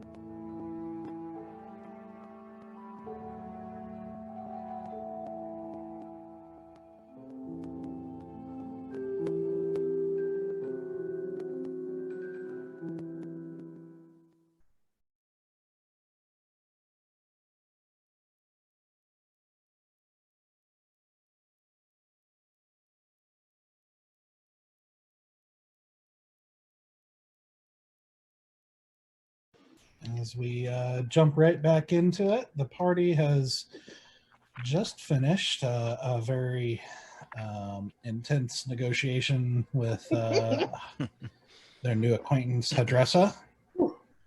Negotiations, not a forte. Agreeing to some gold and possibly information in exchange for the task she has set on them in the mines to the north. But meanwhile, they are returning to Eldergate Manor as night. By the time they reach, it's fully dark now, and they enter the mansion, and Robert greets them to take your cloaks and everything, and says, "Good evening, sirs and madam. I trust that your business endeavors were lucrative." Yeah. Hard to say at this point. We would need it to acquire horses for tomorrow's journey. Would that be possible? Of course. Do you require... What type of horse should you be requiring? One that can travel long distances with minimal fatigue. A good working horse, the good travel horses. Well, I can procure a draft horse, or a riding horse, or a war horse. Ooh, war horse. Right. Or a show horse. I mean, if I've ever wanted to prance around the room, now would be the time. Perhaps when we return. But I want to look pretty and wear their hats and do the little bounces. I mean, that sounds fun. A riding horse, a war horse. We've got a 3-day journey ahead of us. Up to the north. So A something riding sturdy. horse and a war horse are two very different horses. Well, either or. I would like a riding horse, please. The lady is correct. They are from war horses and work horses, and riding horses typically come from different breeders. Mhm. And therefore one must specify. Riding horses, ones that can carry a few days' rations. All right. You will only be requiring one? No, one for each. I don't need one. You're going to walk the pace of a horse. Can a horse fit me? A draft horse, maybe. If we can find a horse for me, I mean, I'll ride, but I just assume I'd be walking. Very Which is good. kind of defeats the purpose of having horses if you're walking. I mean, all right. I feel like this is not in negotiation. We've had a long day of negotiations. We just need riding horses for everyone, a few days' rations, and vessels that can create light. And vessels that create light. Do you mean Torches. lanterns? Yes, thank you. I I- could not discover the word. Sora, Do have torches. I think I have our light covered. Sure, but what does it hurt to have a couple lanterns? I want to pull the biscuit out of my pocket. I want to cast the cantrip light on, because I just happened to pick that as my new cantrip the last time we leveled up. So I now have unlimited light source. Nice. Oh, man. So what, you're going to make our edible foods a little bit brighter so we can see them in the dark? No, actually, my plan was to pick up stones. It gives off enough light for a 20-foot radius of light. Could you make the stone a light and then hand it to me and it still be lit? Yep, stays lit for an hour. Works for me. So I How can many basically- stones can you light at once? It's a cantrip, as many as I want. I see the DM face like, damn it. It might be a concentration thing. Yeah, it might be. Let's see. It is components. Touch one object. It is not. It is an evocation cantrip. Cast at will, one action. Touch. The spell ends if you cast it again or dismiss it. Oh, It's one thing at a time. damn it. So then, yes, we will All require right. some lanterns as well. I'm really heartbroken. I wanted to have a whole bag of rocks and just throw them, make them lights and throw them. Can we Like cast glow it on sticks. a rock and put it inside the lantern? Or we could just have a lantern and a stone that is glowing. Yeah. We should probably You're making this far more complicated. Get We lanterns. just need riding horses, rations, and lanterns. Yes, thank you. Great. Thank you. Very good. If you require rations, those will be purchased, of course. We can also supply you with food from our own pantry, if you prefer. Sure, make us fancy rations. That is fine. As for lanterns, we do have 3 lamps that I could loan you here in the house, or I can procure you more, or I can procure you hooded lanterns that can be concealed if need be, or lanterns, what's known as a bullseye lantern, where you can focus a beam of light. Ooh. If I recall correctly, hooded lamps are 5 silver, hooded lanterns are about 5 gold, and bullseye lanterns are 10 gold.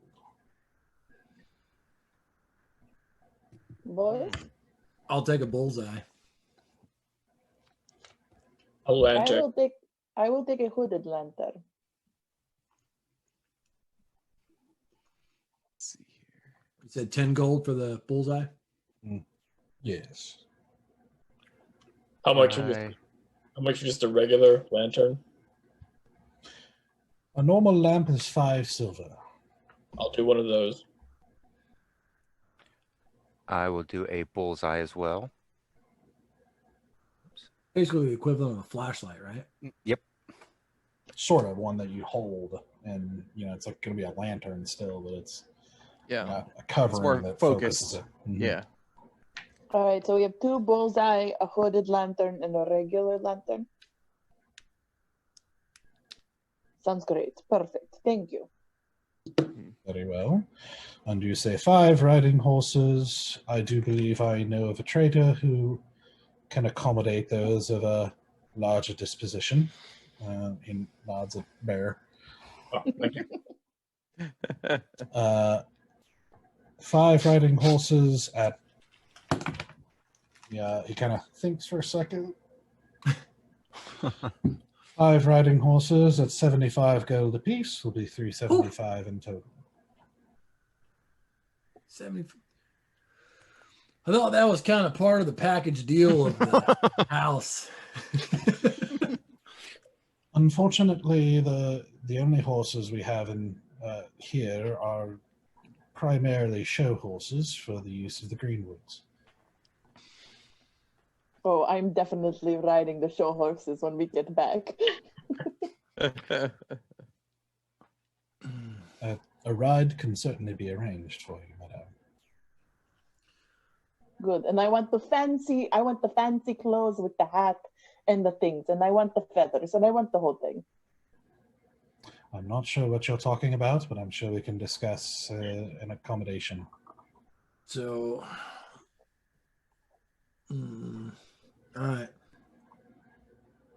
I'll pay 75 for mine. I mean, we don't really have party funds right now, do we? All been split up, I believe. No, everyone's been having their own gold. Okay. Yeah, I think we. Yeah. I'll fork up 75. Yeah, I can do that as well. I can pay for my horse. Yeah. Same here. Oh, go ahead and do it. Yeah. But now we own the horses, right? It's not like a rental horse.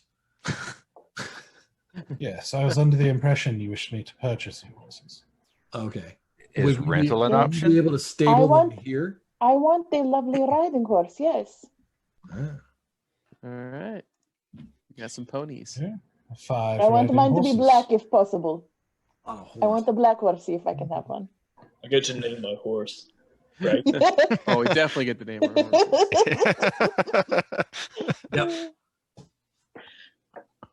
All right. Very well. I'm excited to see what those look like tomorrow.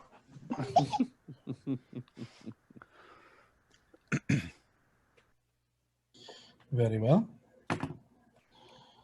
4 lanterns and 5 riding horses, and we will provision you with food and water for the journey. Thank you. Thank you. Thank you. Much appreciated. Very well. It will take me. I shall set off first thing in the morning. It will probably take a few hours, but I'm certain I can have everything you require by noon. Well, If possible, earlier. yeah. First thing. Try your very best to be as quick in their feet, but we appreciate this. There are lives in the balance. I understand, sir, but I can only go as soon as the traders open. Yes. Well, he's doing that. Unless you wish to pay quite a bit more, there are accommodations to be made, but no. Would anyone like to accompany me to the fancy weapon store while he's getting the horses? You're gonna go back to that guy. Yes. They have business now. Oh my gosh, it's gonna turn into another shopping day, y'all. It's gonna turn into another shopping day. Oh boy. Yeah, I just want to buy one weapon. So you guys are going to sleep first, I imagine? Yes, I'm going to sleep. Yep. I'd like to spend a little bit of time working on the banknote forgery. Okay. How many hours you got on that yet? I currently have, I think I have like 6 hours on it now. Is that what it was? Because it's like an hour each night. Yeah, you might be able to squeeze in 2 hours. Okay. Each night, because it's 8 hours of rest and 6 hours of sleep at very least. So you can do 2 hours of light activity. Yeah, I just want to do like an hour of just like practicing. Okay, cool. You're getting very familiar with this particular style and and writing and signature. All right, so you guys go to sleep, unless there's anything else you want to do tonight. You guys go to sleep, and need to go visit Asura later that night. Ooh, in my bedchamber. Oh. All right. Which, just for real quick, I don't know if Bear's got Come on, Soundsteel, let's do it. It's like a right. it's So like the Asura, real world. Asura hears a knock at her door as she's getting ready for bed. I mean, I was starting to get undressed to get into my fancy sheets, but I slowly put my clothes back on. Come in. And I'll come in and hey. Hello, sexy healing hands.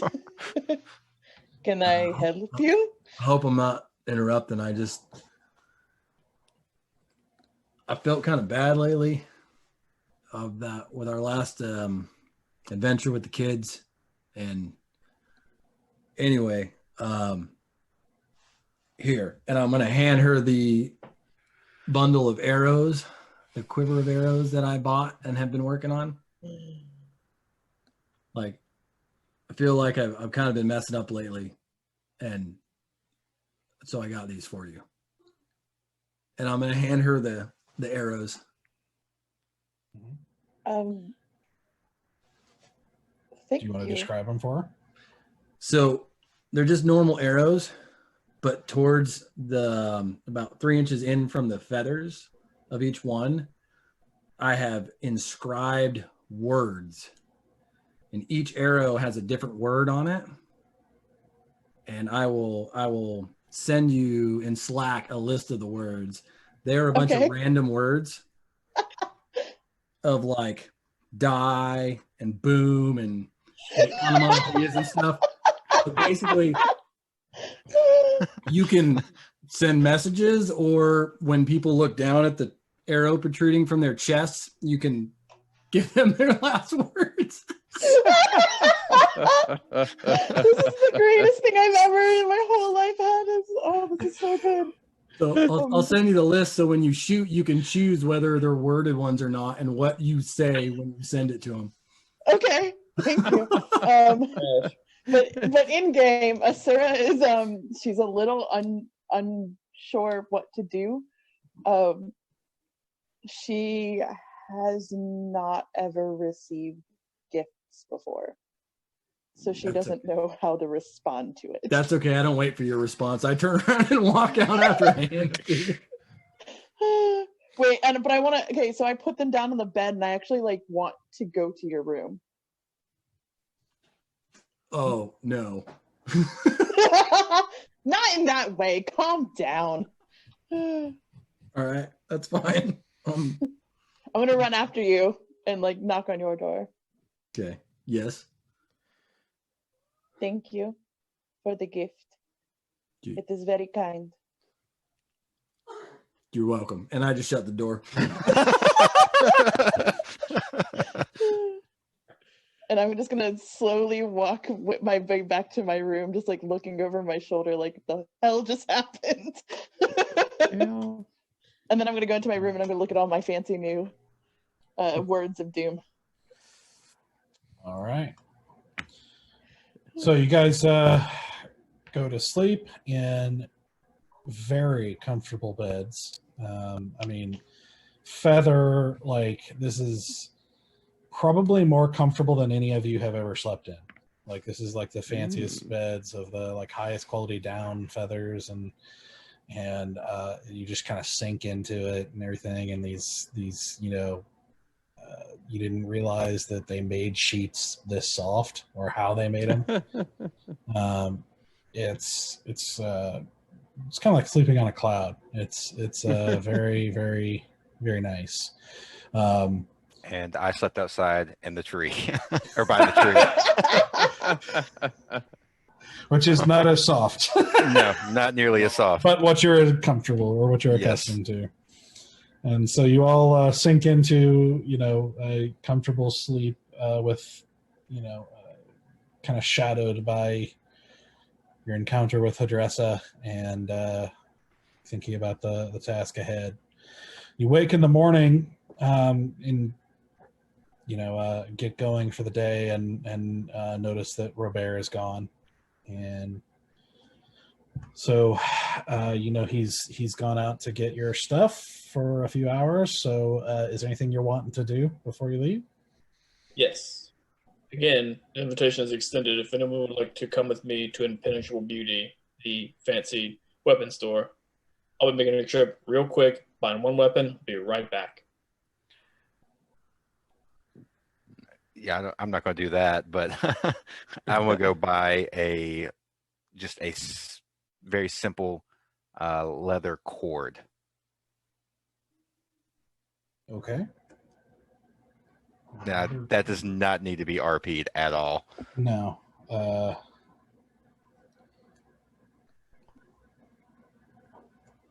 I imagine it's like a copper or something like that. Yeah, just put a copper.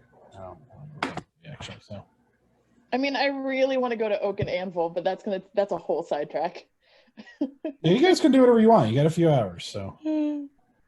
Yeah, but I'm saying like more like in our gameplay.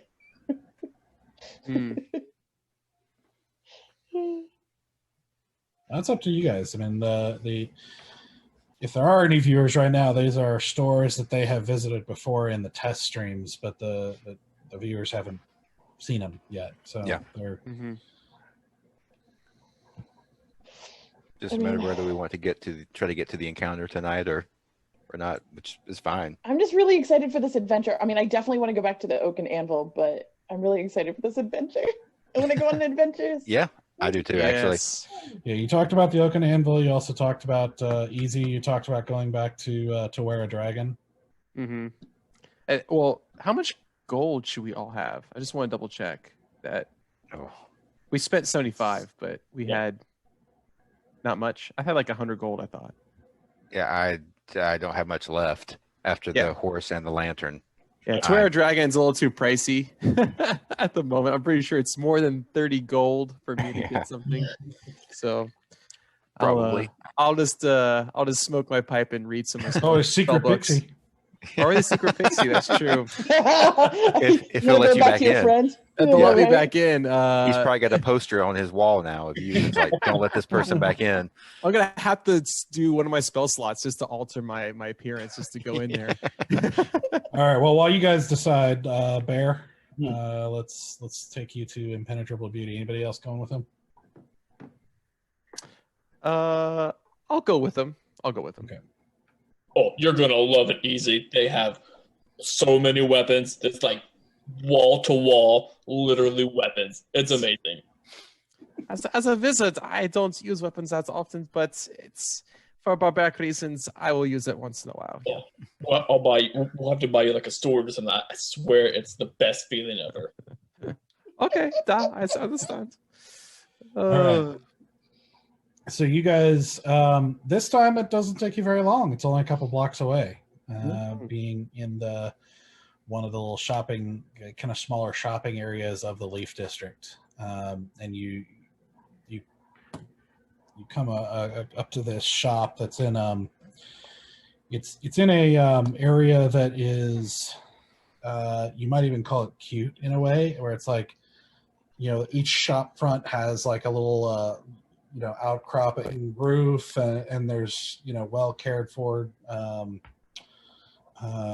what's the word I'm looking for, just inlays and decorative elements and everything like that, and trims that are highlighted different colors from white, covering the walls and everything.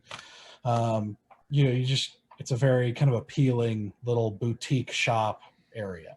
And so you find Impenetrable Beauty and walk in, and you're greeted with an area that's probably 40 feet back by maybe 20 or so feet wide, and with very high ceilings, well lit by just hundreds of candles and fancy kind of like metal inlaid torches, that all of them glow this kind of whitish light, and everything you see looks well made and expensive. It is not. So what's interesting is, like, it's not quite as chock full of weapons like say a Walmart. It's not like not quite that much, but it is. They're definitely a good variety, and they are in displays that are kind of built to highlight certain ones. And there are some racks with that are kind of grouped together, but there are definitely kind of prominent ones that are meant to be very unique, and it's a presentation of that weapon. Yeah. And as soon as you walk in, you're greeted by a dwarf who walks up in dark red with highlights of gold, kind of a velvet outfit. And he says, "Oh, good evening. I do hope you are doing most well today. I am Baylor, and I will be helping you today. What can I interest you in?" Well, Baylor, I'm held up my pike, and I'd say, first, I would like to. Would you like to buy this pike? Would that be something we could do?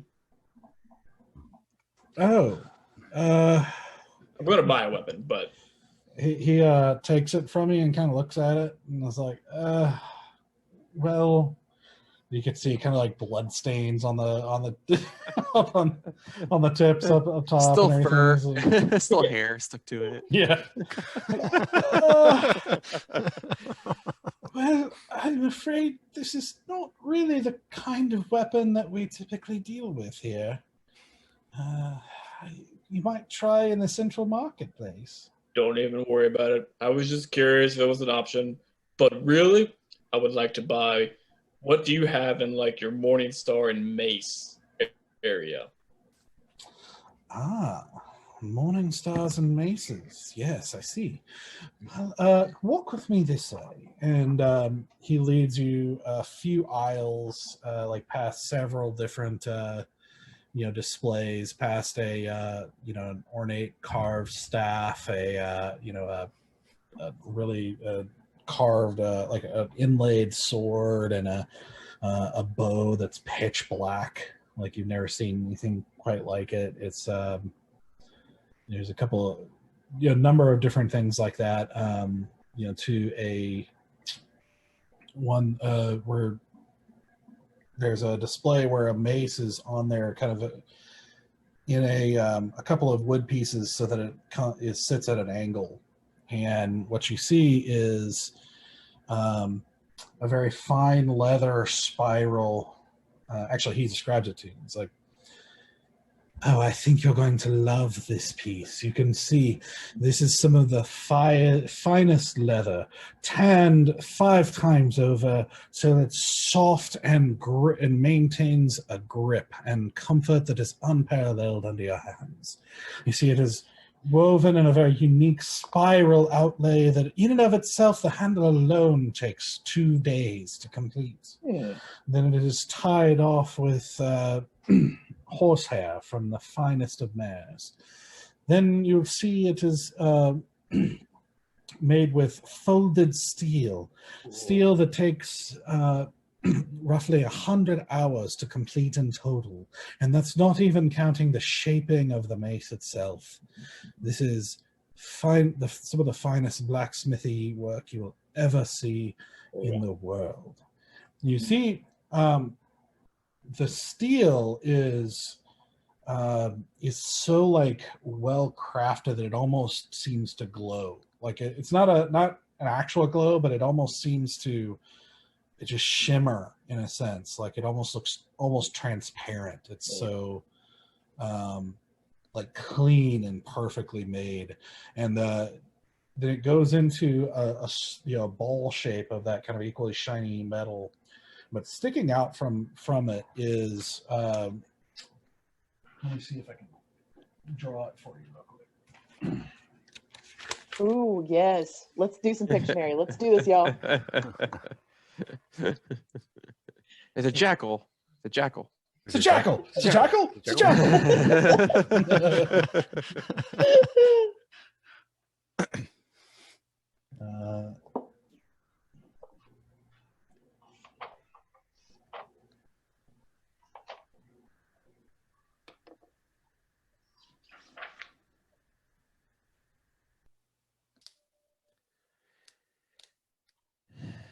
All right.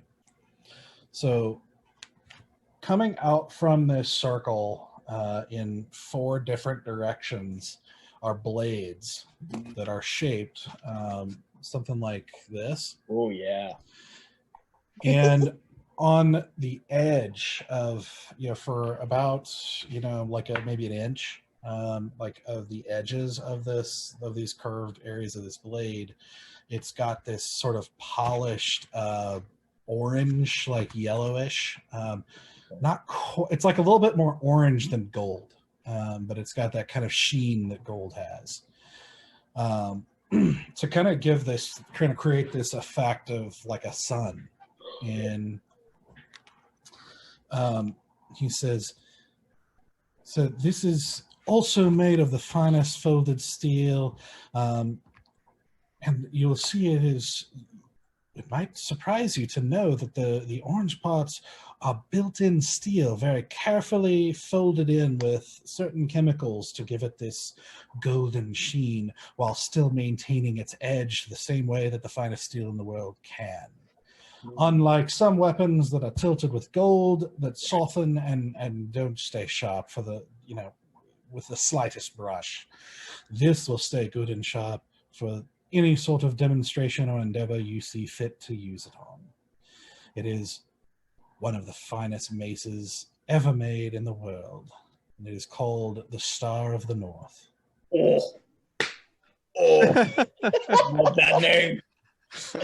Baylor, you are an artist and a genius, my friend. I do thank you. Well, I have to ask, how much is the Star of the North?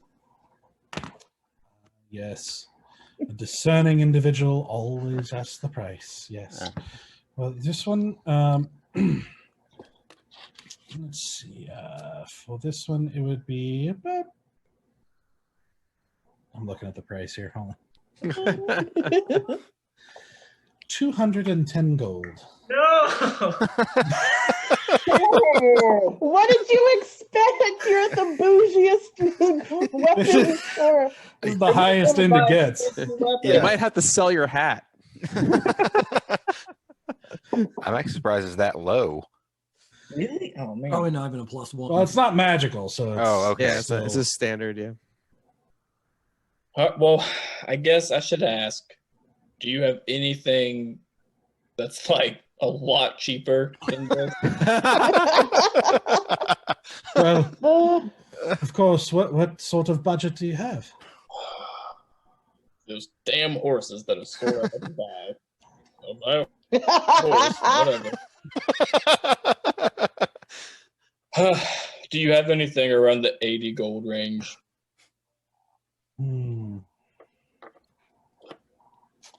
Well, I need something one-handed, basically, that's worth 80 gold. let's see.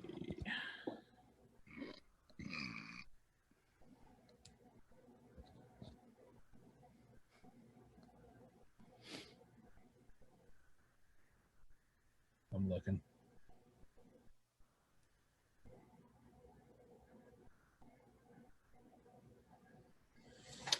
Let me check with my assistant for a moment. I'll be right back. And he hurries back to the back, and you don't hear what he says, but you hear some kind of mumbled talk in the back and everything like that.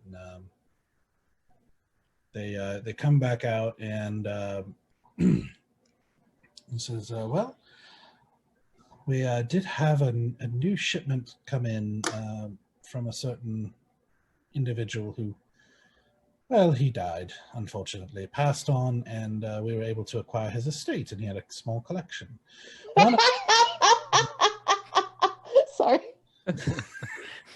One of which might be of interest to you." And he opens, he kind of gets a crowbar and opens up this kind of long box, wooden box, and pries it open, and there's hay inside, and he kind of digs through the hay and carefully draws out a morning star, and you just kind of hear this as the chain kind of moves up, and he kind of carefully picks some of the hay out, and what you see is you see a long handle, not quite as, it's still really well done, but it also shows a little bit of signs of use. Like he says, this is, having been formerly a member of a collection, you can see this is not a brand new weapon. Right. However, it is quite unique all the same.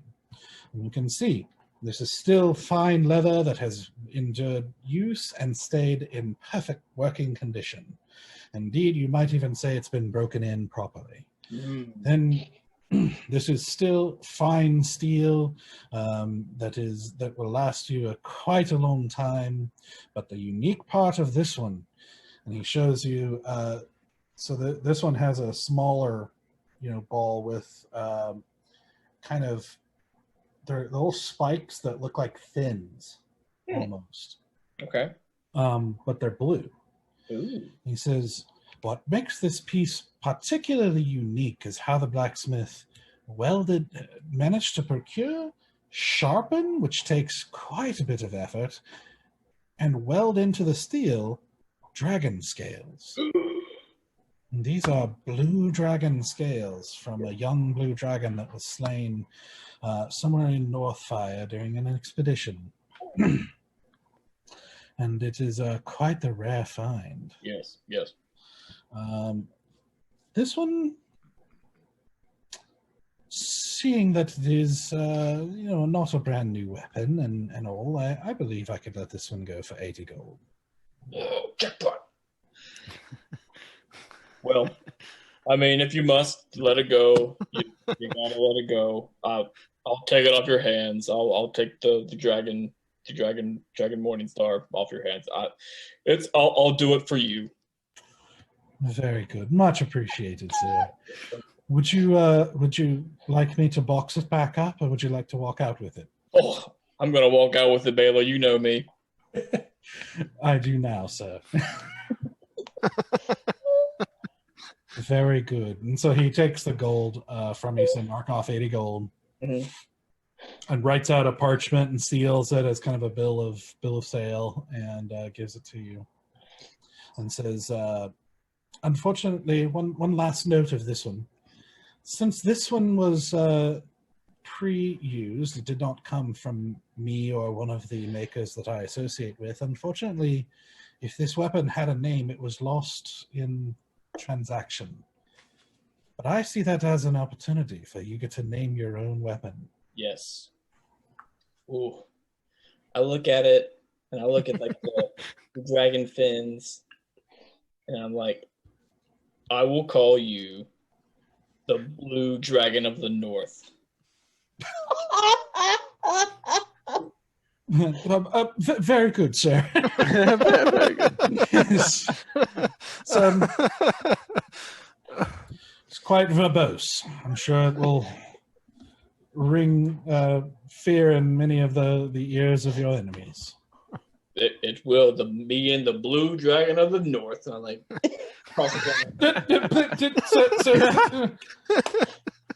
perhaps you should wait outside. Best not to damage it with any of the other weapons around, you know. Yep. It was a pleasure doing business with you. You as well. Thank you so much. Man. Did you want anything, sir? I'd like to see your small collection of crossbows, please. Crossbows. Very good, Yeah. very good. Mm-hmm.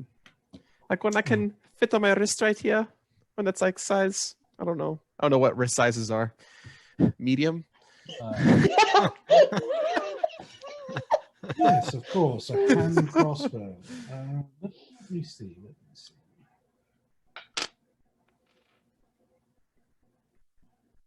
I will say okay. Yeah.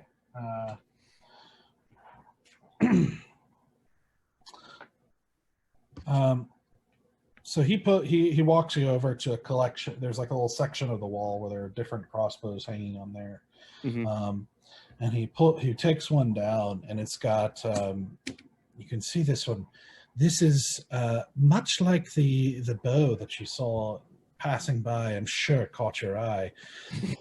This one, you can see the wood handling is carved from nightwood, which is, as you know, extremely rare wood from deep in the Everwood. Yes. You actually do know what nightwood is. Yeah, no, it is. Okay. yeah, nightwood, yeah. Yeah. You know that it's from very specific and rare trees that only grow in the Starglade in the center of the Everwood. Oh. They're black trees with blue, like glowing leaves. They're gorgeous trees. And the Star Elves there do not let you cut them down. So it's like extremely rare to have You this see one wood. of these. Yeah. Yeah. Gotcha. And so now you know there's two weapons here made out of this. Yeah. Have you talked to the Everwood Society about these weapons? I'm not familiar with the Everwood Society. No, but as you can see, some of the finest, most unique exotic wood in the world. And you see it has a very pleasant touch to the fingers. Now you also have what you'll see is that the bow is the bow piece itself is quite unique in that it is, when it is fully loaded, the bars, you actually see it kind of comes, it's got this kind of a unique thing where it's like thick, and then it comes to a point at the ends where the string attaches. And he pulls it back to demonstrate, and when it pulls back, you can see it is basically a crescent moon. And that's pretty cool. Yes, it is very, very unique piece. You can see this again use a very similar technique to the Star of the North, that it is using that same chemical ingraining into the steel to get this whitish almost glow to it. You can positively see you can positively hear a wolf howling at it as we hold it. Oh. So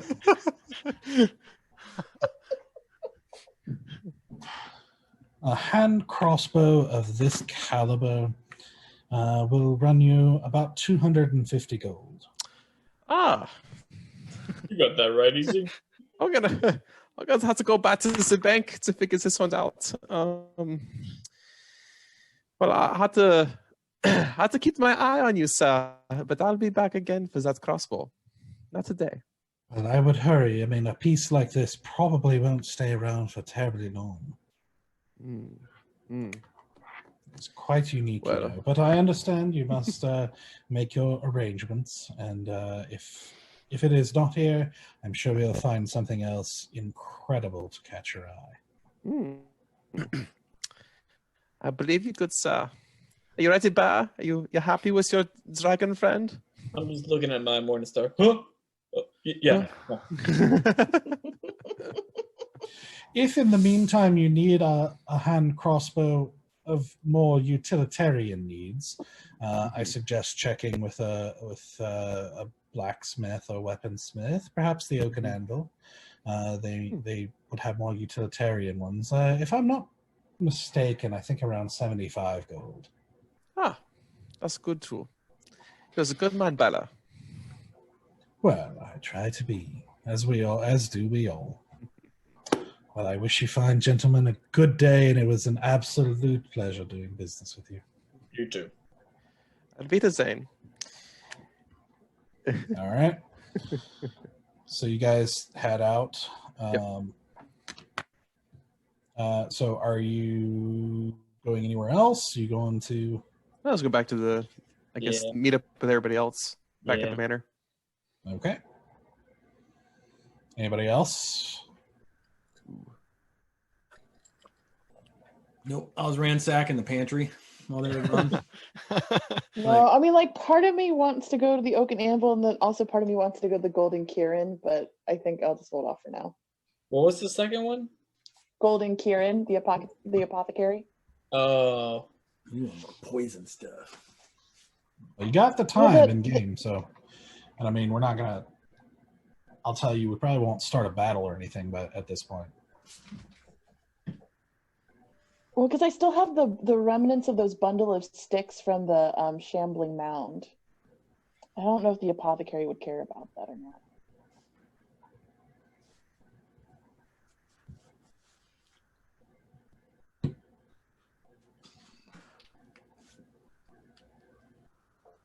Well, that's what I was asking, DM. Would an apothecary care about a bundle of sticks from a shambling mound?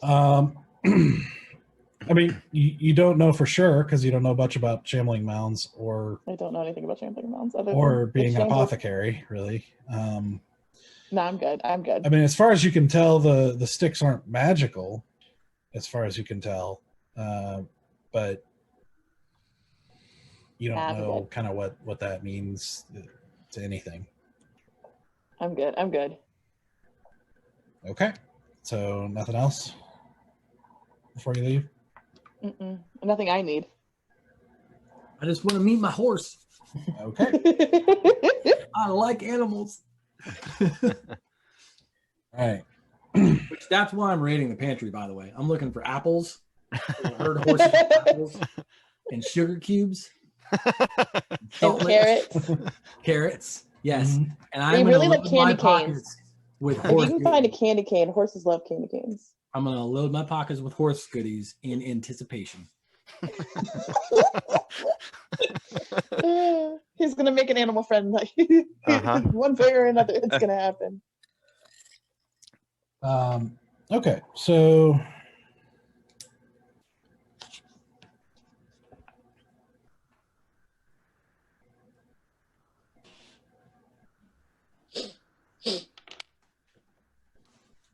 Bear, did you find anything at the store? I'm just swinging my morning star. Have you met the blue dragon of the north? Oh, God. That's a mighty fine ball and chain.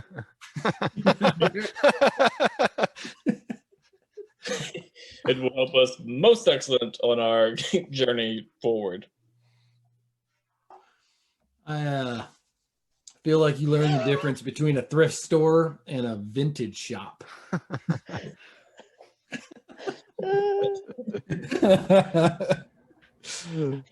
Okay. Easy. I know. I already found a name for my horse. It's Beidergeishet. It means horse face. All right. So, all right. So you guys basically just kind of, but between going to get the leather little string and the, making that little trip a couple blocks over. I mean, it only took 45 minutes to an hour. So you basically just going to hang around the mansion for a few hours. All I'm gonna do is I'm gonna take my fancy hat and I'm gonna put it safely in my room, like kind of in a wardrobe area. Okay. So after a few hours, you guys. Oh, and I should say, Stoic, you do find there's a whole bag of apples that the chef had, and which, if you care, the chef's name is Ingle. He Not It's unless very he tried to important that stop his me. name is Ingle. he provides he provides 5 sacks with different like cheeses and breads and things like that are going to kind of stay better traveling and stay good for a time. He also provides you with a bag of apples and a small little sack, with about 10 sugar cubes. Yes. Thank you. Can I, while this is happening, can I grab his insight for the herbs that are in the garden to help me build like nice little tea packets? Yes. Let's see. Roll a. What would this be? You have an herbal Investigation? You have an herbalism kit, right? Yes. Are you proficient with it? Let me pull it back up. I got my... No, I don't have an herbalism kit. I just have I do. I'm not proficient in it. I have a poisoner's kit. I don't have an herbalist kit. Same thing. Very different. So I think this is just going to be intelligence. Okay. So just do an Straight. intelligence check. Yeah. Woohoo! 18 plus 2, so 20 total. Nice. Are you sure we can't do an encounter tonight? Because I know, right? I've been rolling so good. Getting those RP rolls. Yeah, Yeah, exactly. Right? We always do so good at RP, but terrible. Yep. Oh. All right. So this is. Let's see. This is. Oh wait, no, I have something here. Hold on. If you roll really bad with an herbalist kit, does that make it a poisoner's kit? I thought these Well, death depend caps on were the closer blueberries. and you can find out.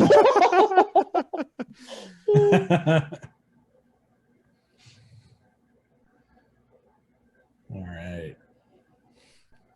Hmm. Okay. So,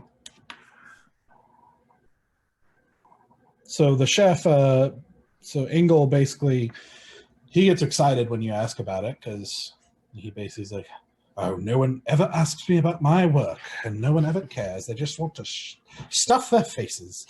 But let me show you what I have for you. And he walks you back to the garden where you can see there's like a little corner of the garden, like courtyard area behind the house that seems to be designated for growing various herbs and vegetables and things like that. And he actually shows you an area where he's actually growing tea, like actual tea plants. The sinensis, I forget what they're called, the actual plant that's used to make tea. And he's like, took me quite a while to procure these, but they are quite a unique tea. Call it Black Lotus tea.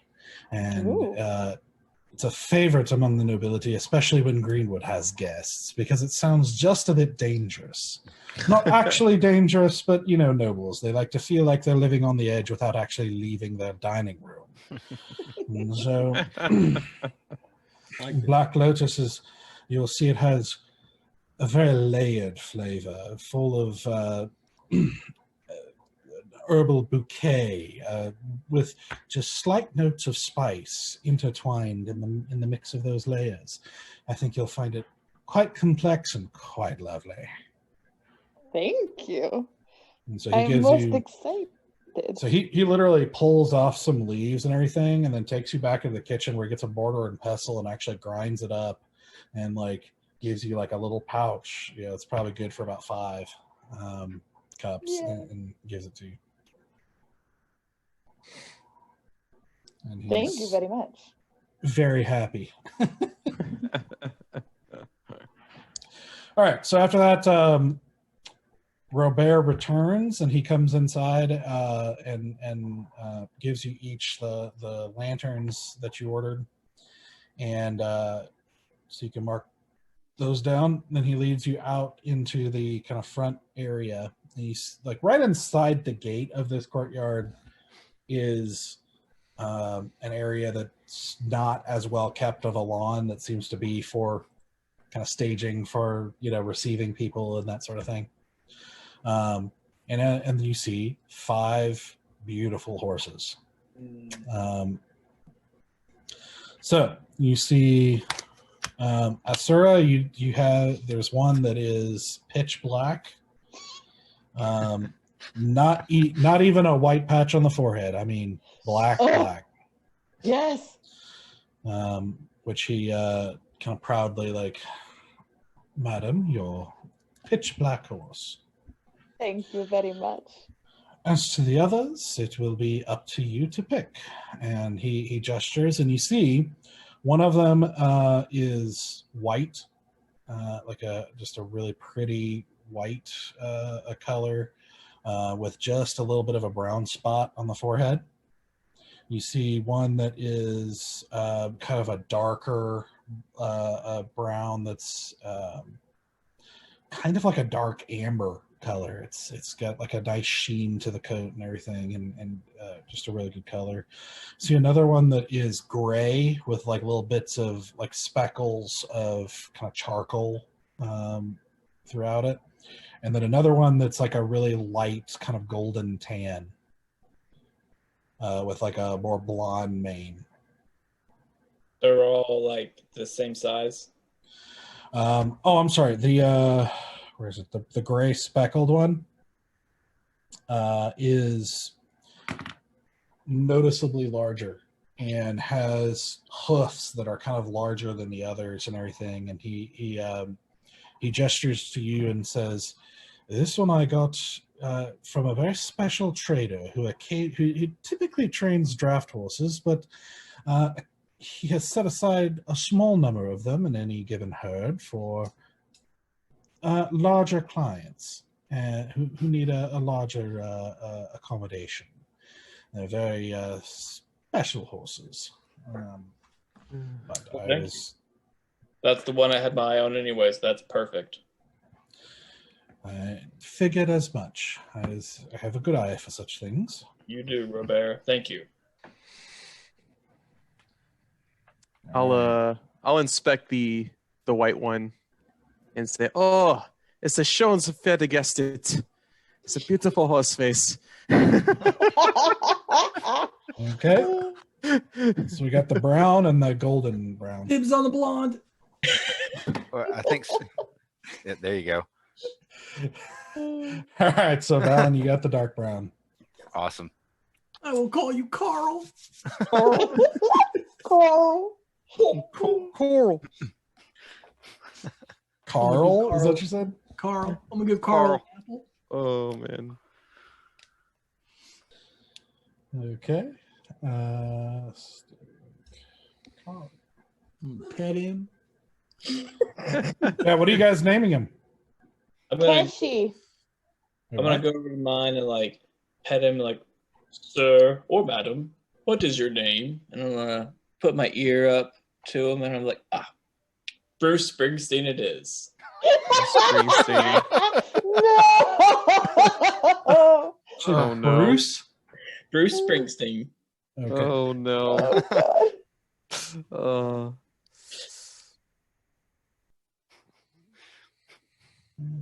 Lord help us. Yeah, thought you would have gone with a pun like, I don't know, Bruce Springsteen. Oh yeah. Or You Steed, got him. Bruce Springsteen. Steed. Bruce Springsteen. Bruce Springsteen. Yes. Nailed it. Yes. That's so Wow. much better. Steed. There we go. That's You're welcome. solid. For the For the win, viewers at Tara. home, thank you. For the viewers at home, I used to professionally ride horses. Oh, man. Nice. And by professionally, I mean middle school and high school, I rode 4-H. Nice. That makes me a professional scooper of their pee and poop then. Yeah, it does. Yes, it does. I'll just stall cleaner for 2 years. Oh, Mm. all that lime. So much. So, ammonia. You ever Mhm. smell ammonia the same? So Stoic with Carl, Bear with Bruce Springsteen or Steed? Steed. Steed. That is amazing. Thank you, Tara. You're welcome. Easy with something I'm never going to be able to pronounce. Schon Svedgeistet. Yeah. Show. Show. Oh, Call show. show. Oh, Yeah. No Show for short. Asura.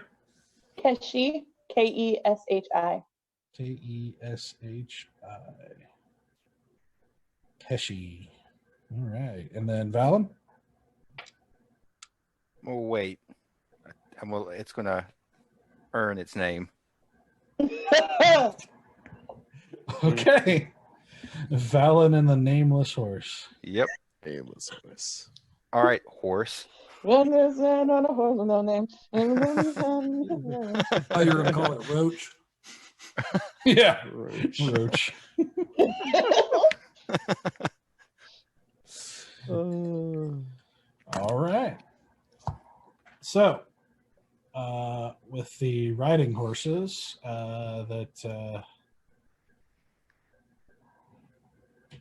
you guys are ready to set off then? Yes, finally. Yes. Let's do it. Right. Into the sunset. So you guys head off. Coconuts. I would like all 5 of you to make animal handling checks. Yes. Yay! Yay. Oh, which dice? 18. Nice. All right. 13 for Valen. Okay. 18 total for Asura. Shoot. Okay. I rolled a 14. It's on roll 20, I think. Dang. Yeah. I got a 12. Man, you guys are killing it with the rolls tonight. Yeah. Above 10 is unreal. Okay. Uh-huh. So a couple of you, let's see, Asura and Stoic. It's still going to take some time to really kind of get to know the horse, but it does seem like you two are clicking pretty well with the horse. It's still going to take some time to kind of understand each other and kind of establish, dominance and things like that. And Bro, we'll establish trust. dominance. Huh? I said, we'll establish dominance. I'm sure. Knife or hose. Bruh. It always takes time to build trust and establish that sort of hierarchy and everything with the horses and all that stuff. But Valen, Bear, and Easy, you're also, it's not like terrible. You're having a little bit of a harder time with it. They're kind of fighting you a little bit more. It's taking a little more effort as you go, but you're still making time and nobody gets tossed off or anything. It's just kind of like them biting at each other occasionally, and you having to kind of wrangle them a little bit and get them to it just takes a little bit of time to get they're trained for riding, which is what makes them a riding horse, but so they're responsive, but sometimes testing the boundaries and stuff like that, you gotta build it up with them. So you guys set off and head north, heading back into the countryside.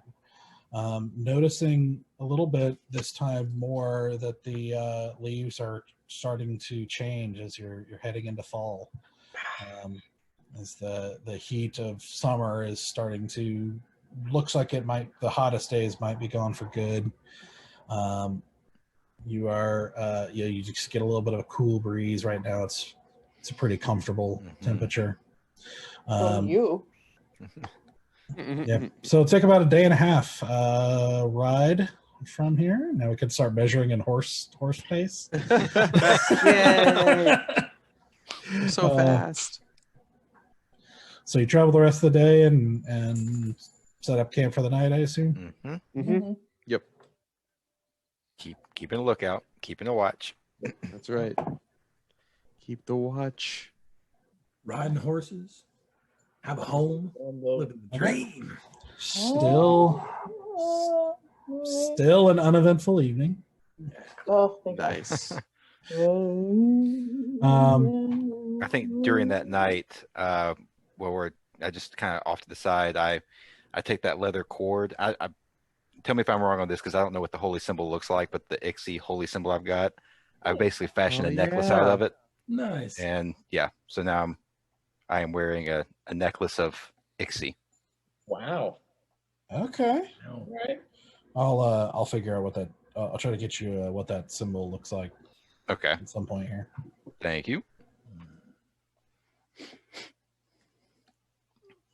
Okay. All right. So the so you guys spend the night without any issue and head off up to the toward the mountains. Because basically, where she directed you is right where the Pale Mountains. It's kind of close to where Carandia, the Pale Mountains, and the Everwood meet. You don't actually see the Everwood, but it's kind of getting closer to that area. And you can kind of see that there's hills that start, kind of rocky hills that start appearing as you travel to, that you can see the mountains in the distance and all that stuff as it starts elevating slowly. And it kind of gets to that area where in times like these, and especially areas like this, the border between the two is not as clearly defined. But you managed to make your way, you looking at a couple different landmarks marked on the map and everything, make your way, eventually leaving, the known roads and kind of traveling more lesser known pathways and, passes through a little bit more difficult hilly terrain and all that sort of thing until you are getting to that point where the hills are starting to feel like mountains, but they're not quite as large as the Pale Mountains actually are. And start making your way up one of them and working your way up. And about halfway up this kind of like winding path making its way uphill, you come across an area that's this kind of like this clearing, like slightly plateaued before the road continues on, and you see tents that have been set up, like these kind of like tattered gray tents that have been set up in kind of a haphazard fashion, with fire pits and different bedrolls and evidences of people who have apparently camped out there in a little bit larger number. But nobody seems to be around. And as you are kind of going through this, you notice off to the side a dead body, and then another one, and then another one. And littered throughout, as you're going through this camp, you're seeing dead bodies of people dressed in very kind of practical work type clothes. Before we go too much further, I want to use my divine sense to see if I detect locations of celestial fiend or undead within 60 feet. 60 feet? Yeah. Okay. And not behind total cover. Okay. All right. So you use your divine sense. You take a minute, kind of stop on the horse and everything, and holding your holy symbol, and kind of reaching out again with that kind of magical sense. Touching me. Reaching out. Ba, ba, ba. We have to sing that every time now that we do divine sense. That really tracks for Bear. That's right. Ba, ba, ba.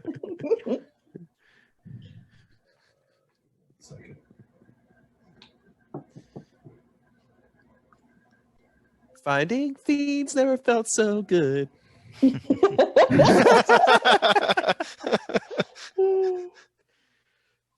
I should have been a bard. Dadgummit. Yes. I know, that's what I was like, every time you do that, I'm just like, Oh, doggone it. what Next- could have been? Next What time. could have been? We just have to kill off easy and We could find a way to make All right. So you reach out, sensing out for about 60 feet, and at the moment, don't feel anything. All right. Guys, I don't sense anything. I'm not saying they're not there, but at the moment, it seems we're clear. Except for all the dead bodies, but otherwise, yes. But they're dead. Yeah. They're not undead. that is a key distinction. I think I'm going to check the bodies for any signs of trauma. See if I can see what killed them. I was going to do an investigation check on the Yeah, I was bodies gonna to say. see if I can figure out, if I could delineate what happened here. Yeah, both of you roll investigation. Okay. Can I do would it be possible to do a medicine check? Or would this be If you're specifically looking for the cause of death and that sort of thing, yes. sweet? Because I actually have some proficiency in that. Nice. 16. And so, Easy, what are you doing? I'm basically doing I want to say Arcana. Can I do Arcana? This see if there's anything magical going on. Yeah, you these can see if guys? there seems to be any evidence of magic. Yeah, sure. Yeah. All right. So Yeah, that's what I would want to see. Yeah, I obviously can see they've been Okay. hit by that. Valen, what'd you roll? 17. 16. Okay. So the 16 is you're kind of looking through these different bodies. You're finding a couple of humans, but also a number of gnomes, like these smaller gnome bodies, and they're in various states of trauma that have definitely tore them apart. Like they are slashed and stabbed and kind of ripped, and yeah, they're definitely victims of attacks. Okay. Okay. As far as an Arcana check, you don't really see any clear evidence of spell casting Okay. per se. Gotcha. This all seems to be physically focused. Okay. That's Yeah. what I need to know. I wanted to see if there were any tracks or anything that looked like things were coming in and out or moving things about, like dragging bodies or steps or anything like that. Yeah, do a survival check.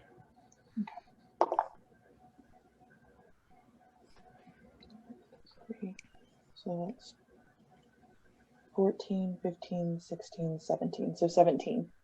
17. Okay. Mhm. I mean, you see evidence of a lot of traffic. I mean, obviously this is a living area. And so obviously there was some sort of struggle happened here. So there's a lot of evidence of that, it's just pretty clear that there was a struggle here, in terms of that. And you also see blood splatters and different things like that, in different places, like things knocked over and broken, and one or two of the tents have collapsed, that sort of thing. Looking very closely, you do see what looks to be fresh tracks, more than not, leading further up the pathway. I tell the boys what I know. Yep. Well, Okay. Well, considering that all of these people appear to have been slashed and hacked to death, and everything, I say that we prepare ourselves and move up the path. should we leave our horses here or take them with us? I think it's probably better to go on foot from here. I concur. All right. Ah. Should have concurred. Okay. So you tie up the horses here Mm-hmm. and head up on foot. Find a hitching post. Mm-hmm. Okay. And I'm sure Sarah's going to do the same thing, stealthily, quietly. Move How up the did path. you know? Are you all doing that? Yeah, I like to do a stealth All check. right. as well. Everyone roll a stealth check then. I rolled a Natural 20! 20! The stealthiest people roll nat 20s. That is awesome. Oh, I don't even need yeah. that +6. Wow. Just disappear. Hey. This has been a good night for this dice. This dice usually has been an asshole dice, Yeah. but tonight it's been a good dice. I've And rolled I two say that different now D20s, jinxed everything. and both of them have done well tonight. Man. Very nice. What about the rest of you? 17. Ooh, Oh, nice. Danny breaking the streak. Mhm. What you roll, Danny? I rolled 2. That's appropriate, though. Easy? I did 12. All right. Not great, but better than average. Okay. So as you guys stealthily make your way up this path, you see that so the path kind of leads up the side of this kind of semi-mountain here, where there's just rocks kind of like going up, and on the left side. On the right side, it looks like there's some trees, and then it's kind of making its way downhill from there.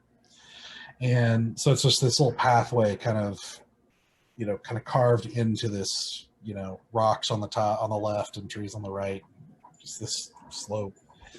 And you follow it around, and it eventually reaches a point where it plateaus again. And you see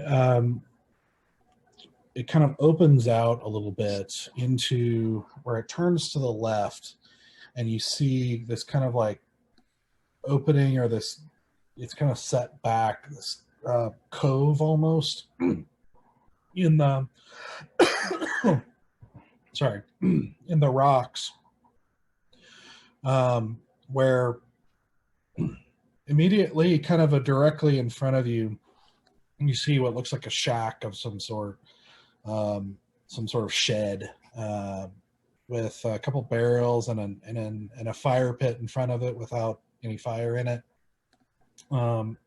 You see, some piles of firewood. You see a wagon there. You see behind it, it sort of drops off. It looks like kind of like a cliff or a very heavy drop off behind it for a little ways, and then it picks up. As the mountain kind of picks up again right before the cove starts.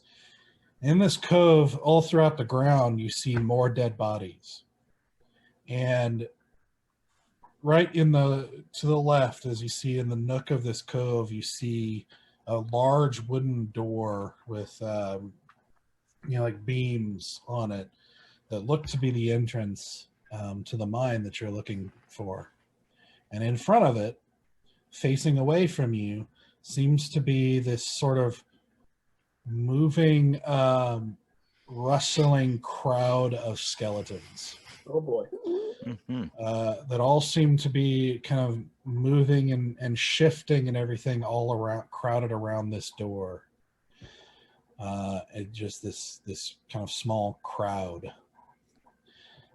And that is where we're going to leave tonight. Like another hour. Oh, I know. Me too. Oh yeah. But to start a battle now would have been... Yeah. Yeah, it's brutal. 10. It's past Yeah. 10. So. It's past 10. Yeah. Can I add this so I don't forget? Can you what? Like, can I add this so I don't forget? If I say it all out, I'll probably remember for next week. I'm gonna reach out and touch easy and cast. If I remember the name of it, am I warding bond? Ooh. Okay. So easy. Remind me. Okay. Question that we're starting with that. Basically, it makes easy resistant to all damage.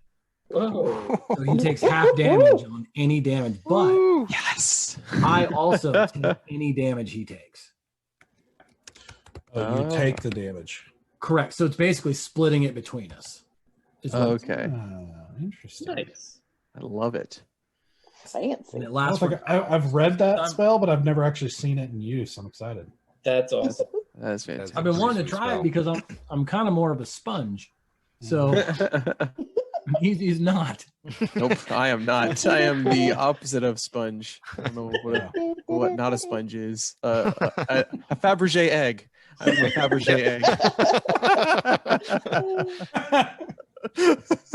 That's what you should have named the horse, Fabergé. Fabergé. Oh, that's fantastic. Awesome. Well, good job, guys. And thank you for anyone watching, Yes, or anyone watching in the future. Mhm. And Yes, thank you guys. again, stay inside, stay safe, and I hope you guys are doing really well. And I hope we're able to entertain you a little bit while you're bored inside, trapped in exile. And we will see you again soon for Chapter 8.